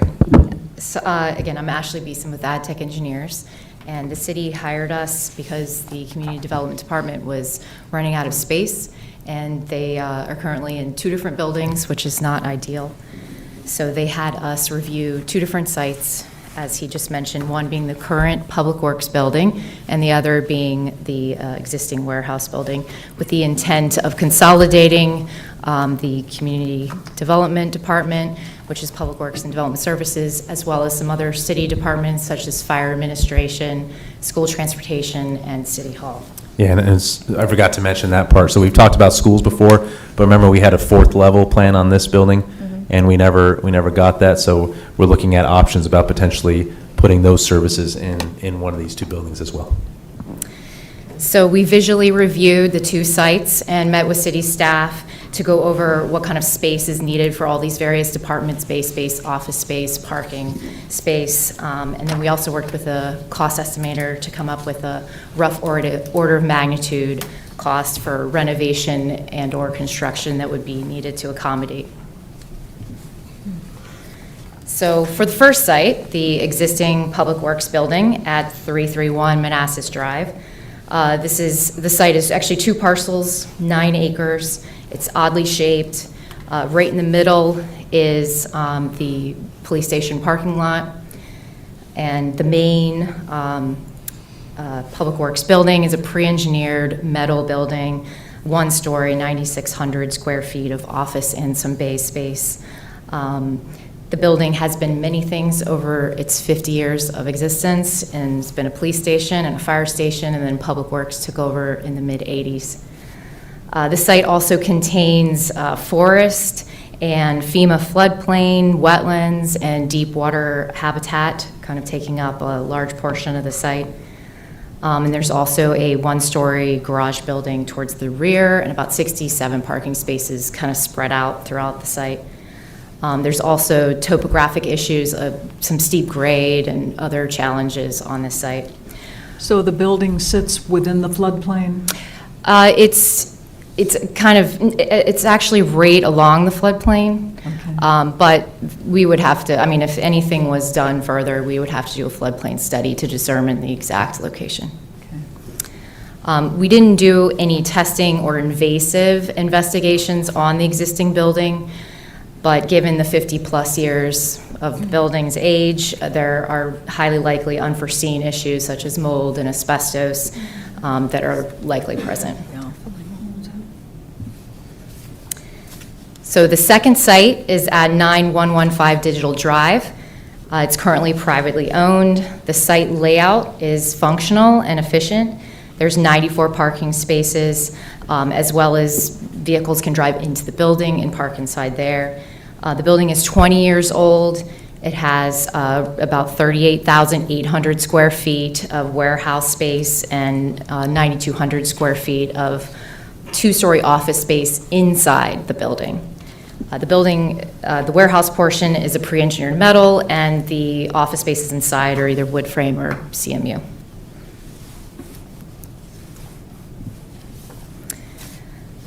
These 2 tables show the space needed to accommodate the various departments.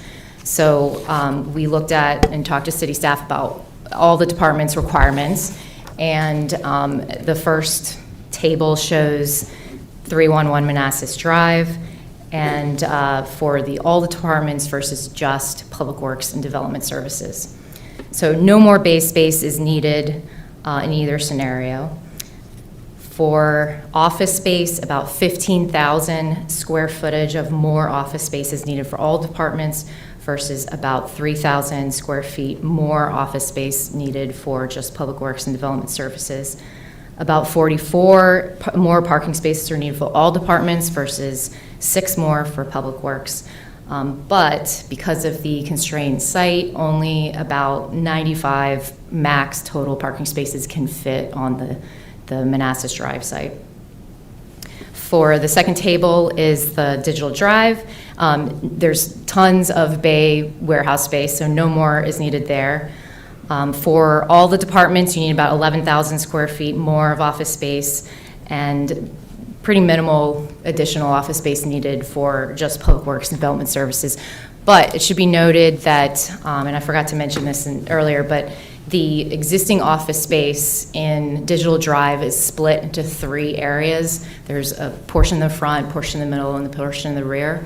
So if it was just Public Works and Development Services, then they would be split up into 3 areas, unless further renovation was done. No more parking spaces are needed on the Digital Drive because county vehicles can drive into the building as well and park there. So now for the fun cost items. All right, this table shows, it has a lot of information here. It shows summary info, rough order magnitude, and pros and cons for 3 different options. 1A is the Manassas Drive building remaining and getting major renovation and additions. 1B is the Manassas Drive building getting torn down and rebuilt. And then option 2 is the Digital Drive building, where there'd be minor renovation and then some interior additions. And then also shown is the all departments versus Public Works and Development Services only, which is in orange. So the first column I won't go over again, that's just a summary of the total gross square footage needed for all the different scenarios. The second column is the rough order of magnitude. So for 1A, which is the renovation addition, it's roughly $14.1 million to have all departments be accommodated in that building, and $6.5 million for just Public Works and Development Services. But it should be strongly noted that this does not include any costs associated with some unforeseen health issue or remediation needed. Again, the building is 50-plus years old, so the cost would likely be significantly higher than this, closer to a tear-down rebuild cost.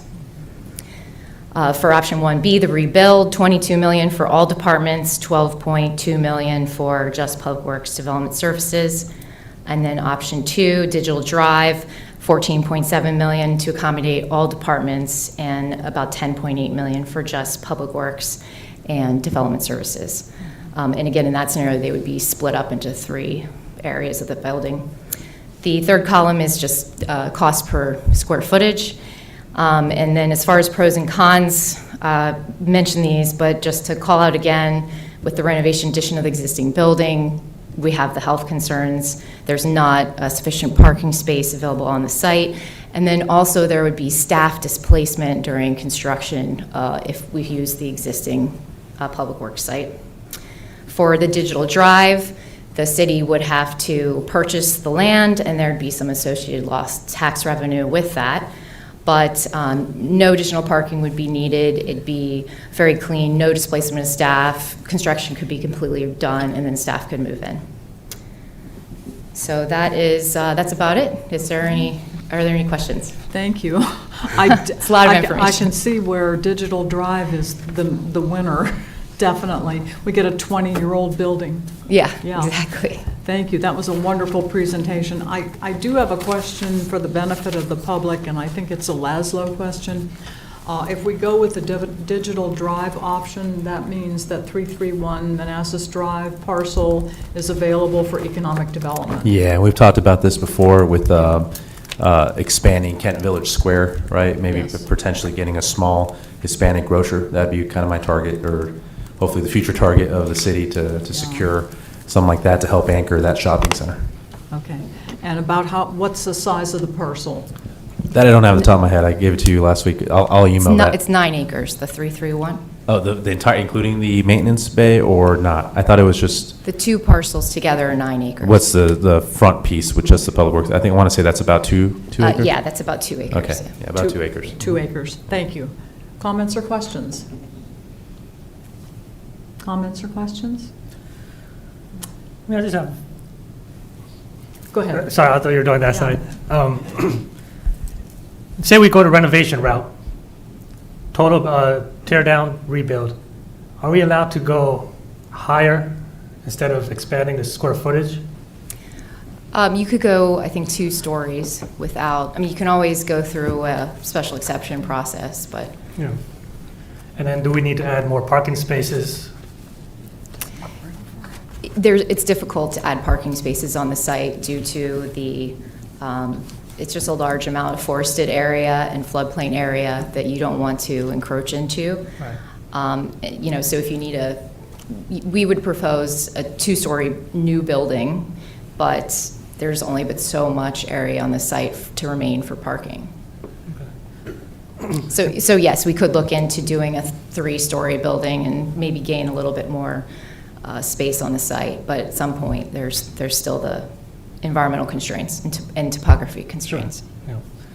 Yeah. And for the renovation cost was $14 million?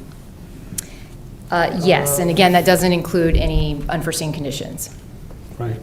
But that's including all departments, so we Right, could that's for all. scrap, the city hall annex, the fire people, just do Calvin's department for the smaller amount. Oh, no, well, I'm saying what is this 14 million cost is for the renovation the reconstruction of the building, the building right now? No, it's a renovation and additions. The reconstruct would be the 22 million for all, or 12 million just for Calvin's department. I see.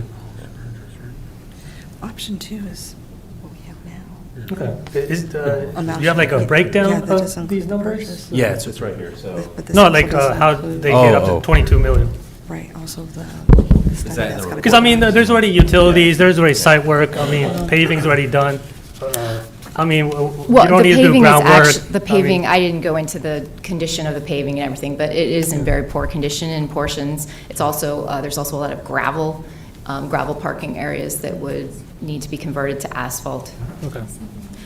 But we can provide a further breakdown. There's a little bit more of a breakdown in the report, but we do have a breakdown by utilities and asphalt and things like that, if you would like us to provide that. It's not. I mean, I would just like to see it, just so I could make comparisons. Have you been to the building? Yeah. I haven't been to the building. Okay, I mean, it's been a while. I strongly do. I've been in and out of that building. I've been in and out of that building. I'm not. Hold on, I've been in and out of that building since the 1980s, back when my brother was a volunteer firefighter, and we're talking like 1986, 1987. It wasn't in the best shape then. Oh, I agree. I've been in there when it was just the police department. It wasn't in good shape then. We were in there, 3 years ago? Yeah. You could see. Mold everywhere. Yeah, it was. It's bad. It's beyond life. I mean, I feel for the folks that work in there. The bathrooms don't work. I mean, it's bad. Right, so I'm not disagreeing with you. I agree we need to do something, but I don't agree with necessarily we need to move it all the way down Digital Drive. Well, but also keep in point that, it was the other study that you mentioned that it's not included in this cost? The environmental study? The environmental unforeseen conditions of the existing building for the renovation addition are not included. And then there's a floodplain? Right, there's a floodplain, there would be some analysis that would need to be done with that to make sure any new building would need to stay out of the floodplain. And any hazardous materials that might have been used in the construction. Exactly, there Yeah. might have to be soil remediation, I mean, who knows what's under there. Yeah, Look, I'm literally building a warehouse right now off of Telegraph Road, new construction. We have to do the whole groundwork, dirt work. My cost is literally half that, and this is a build-up from scratch. And I have a huge retaining wall I need to build too, but that's going to be There ridiculous. would likely have to be a retaining wall. The rebuild was more of a rough estimate Yeah. than the renovation addition was, if that. Yeah, no, that's fine. I just, alleviate the if you concern. can provide the breakdown, help me make my decision. Which way? Yeah, so you had in the agenda packet, you have the full report. Yeah, There's a I see cost. that, but it's just, I mean, it doesn't give. The further breakdown that he's asking for was not included in the Yeah. report. This doesn't Got it, include okay. everything else, yeah. You want some more than the cost estimate in the back table? Right. Mr. Manager, I have a question for you. Was the building, the one, I think I've talked to you, the one across from the high school, which was available for a period of time, a little bit smaller, was that available at all, or? That one was actually larger. If we're talking about the same building, I actually white toured. building across with like the Yeah, circle? yeah, we toured there, and that one's actually larger. They weren't looking to sell, they were looking to do a long-term lease as well. And it was more geared towards the schools for like CTE, so, but it was much larger and would be more expensive than the Digital Drive. And the other question I have, and this is very, I'm not saying doing this, but what would it be to replace it with another metal building? Because I know metal is cheaper. I know you can customize metal. I've seen jail facilities that they do that. So I'm just wondering what would that general cost would be? Replace 331 Manassas Drive with a metal Tear it building? down completely, then do a brand new metal building with an outfit. Just generally, is that?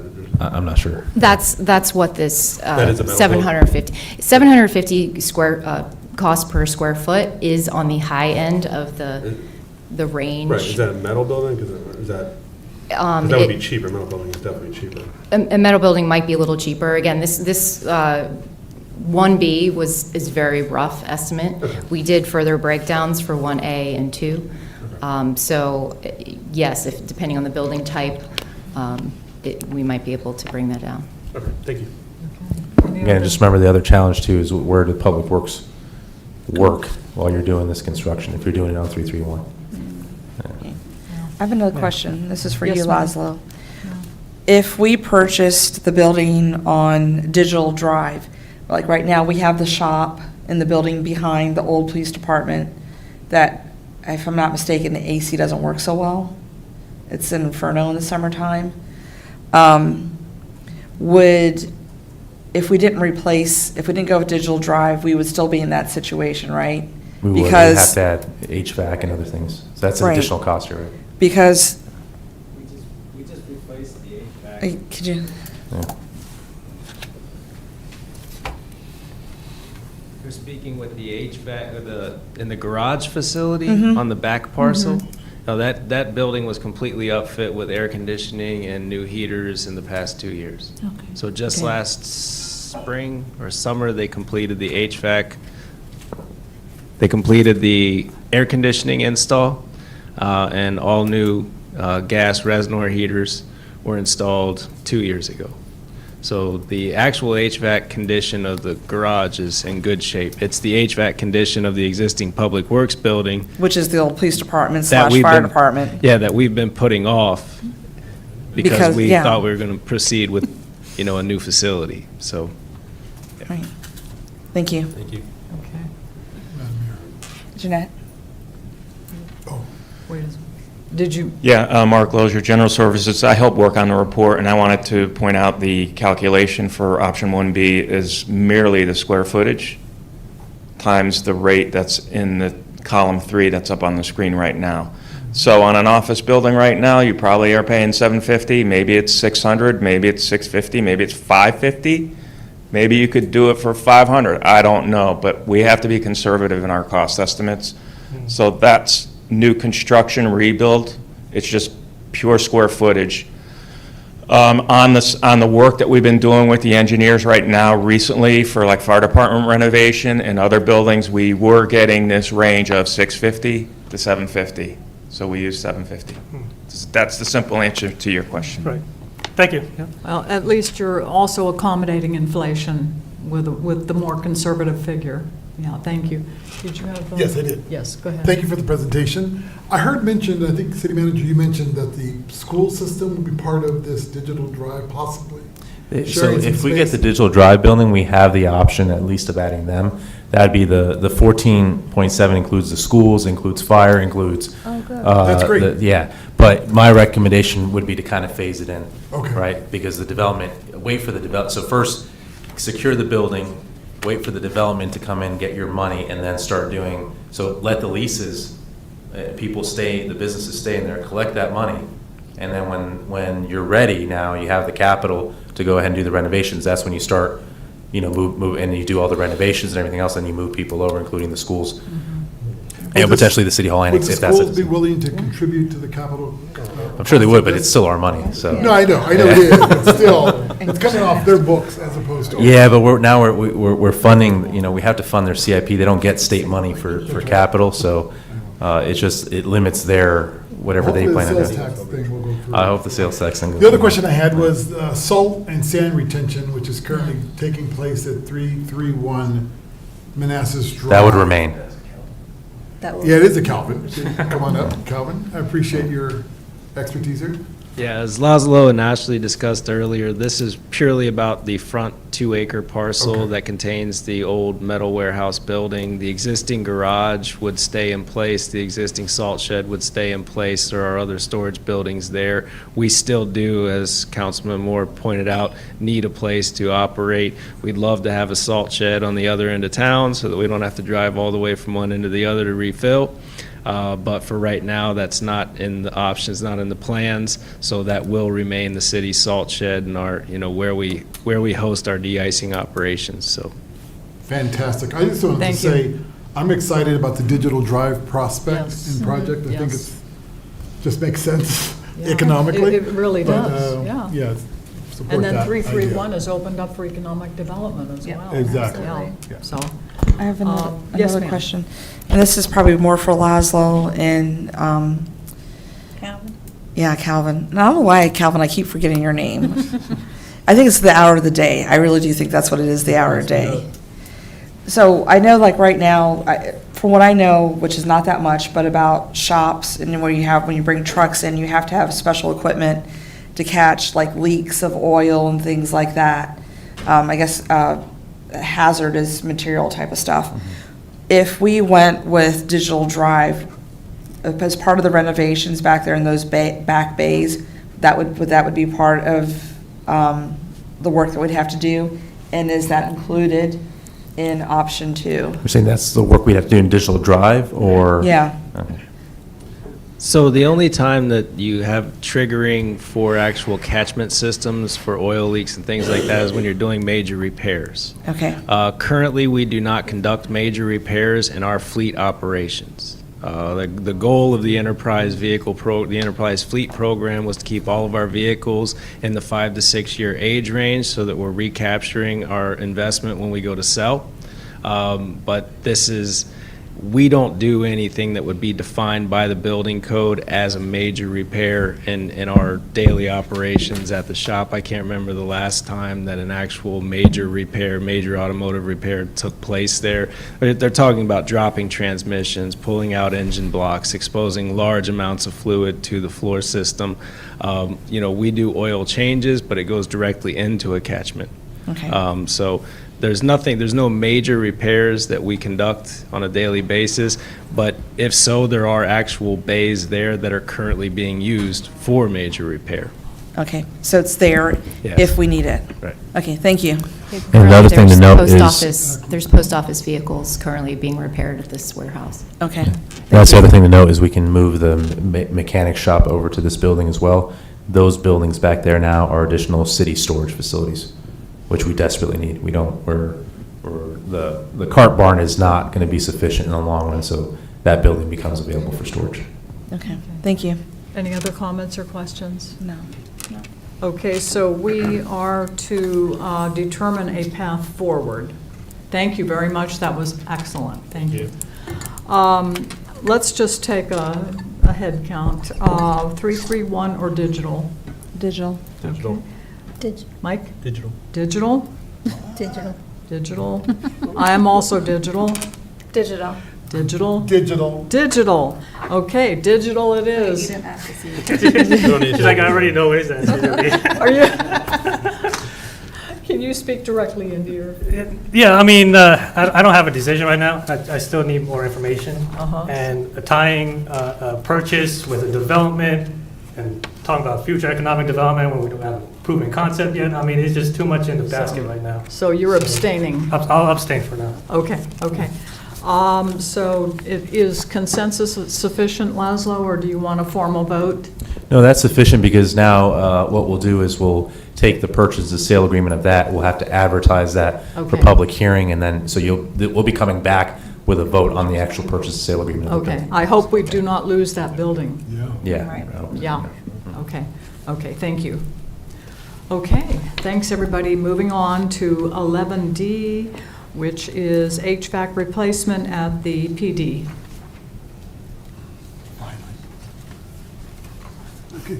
Thank you, Mayor. Thank you, Mayor and council members. Mark Lozier, General Services.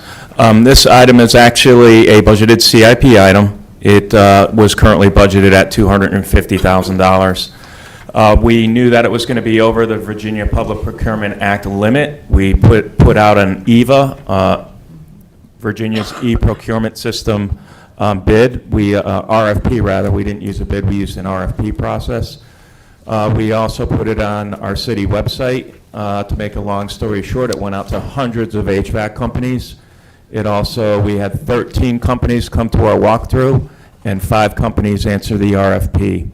We had a great response and some really high quality responses. Our responses weren't just based solely upon buy this type of refrigerator unit or cooling unit and put it in and not worry about how it was going to be implemented. Our RFP process was conducted for the purpose of getting good price, good experience, a good project plan approach, and putting those factors together and rating the proposers.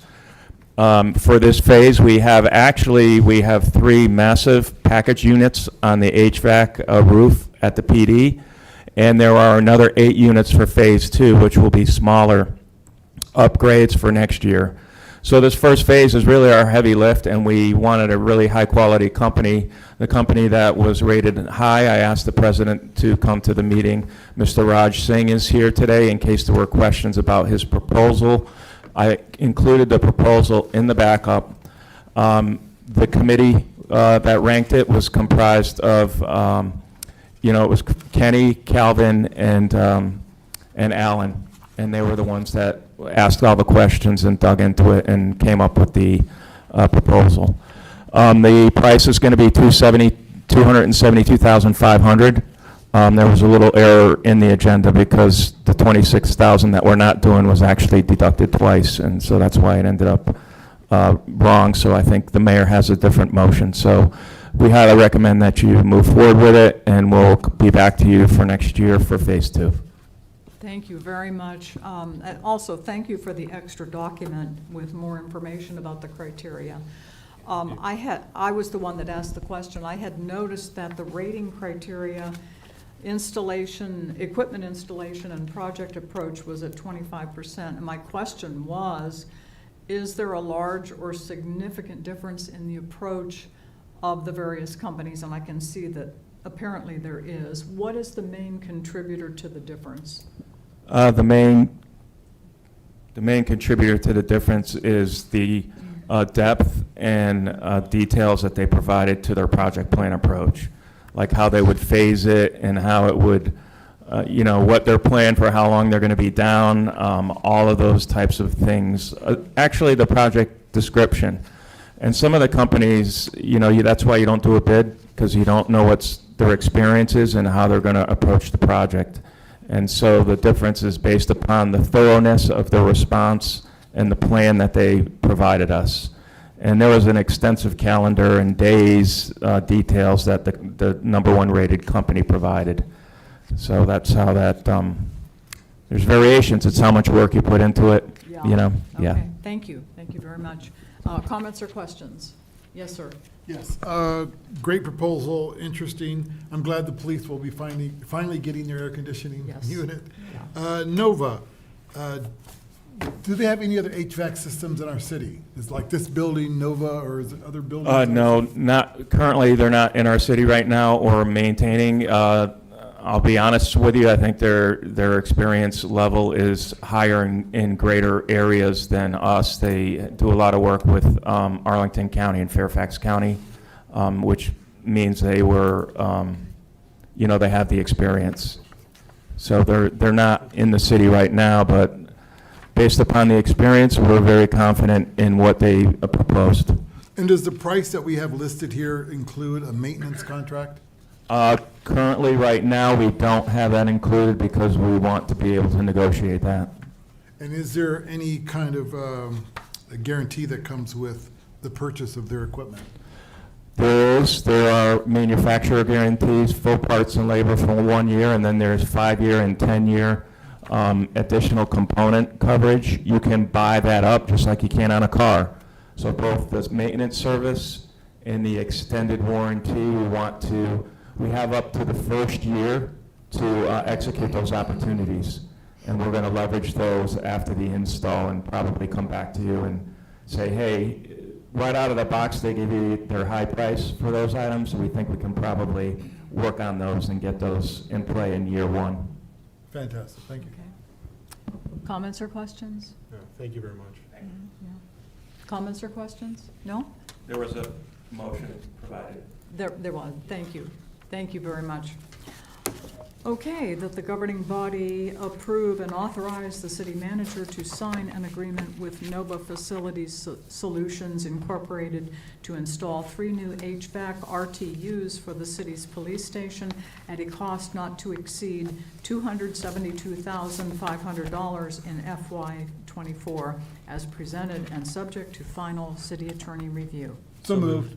Second. All in favor? Aye. Opposed, abstained, motion carries. Thank you. Okay, moving on to our second public comment time. Is there anyone who would like to make public comment? Actually, just one comment. Yes. When we last met, there was a young man from the high school that came here. And I will say, I was thoroughly impressed by that young man.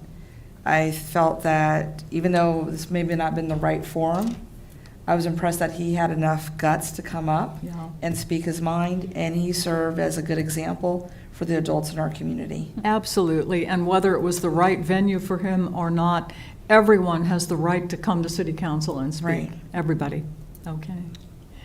Is there anyone else who would like to make public comment?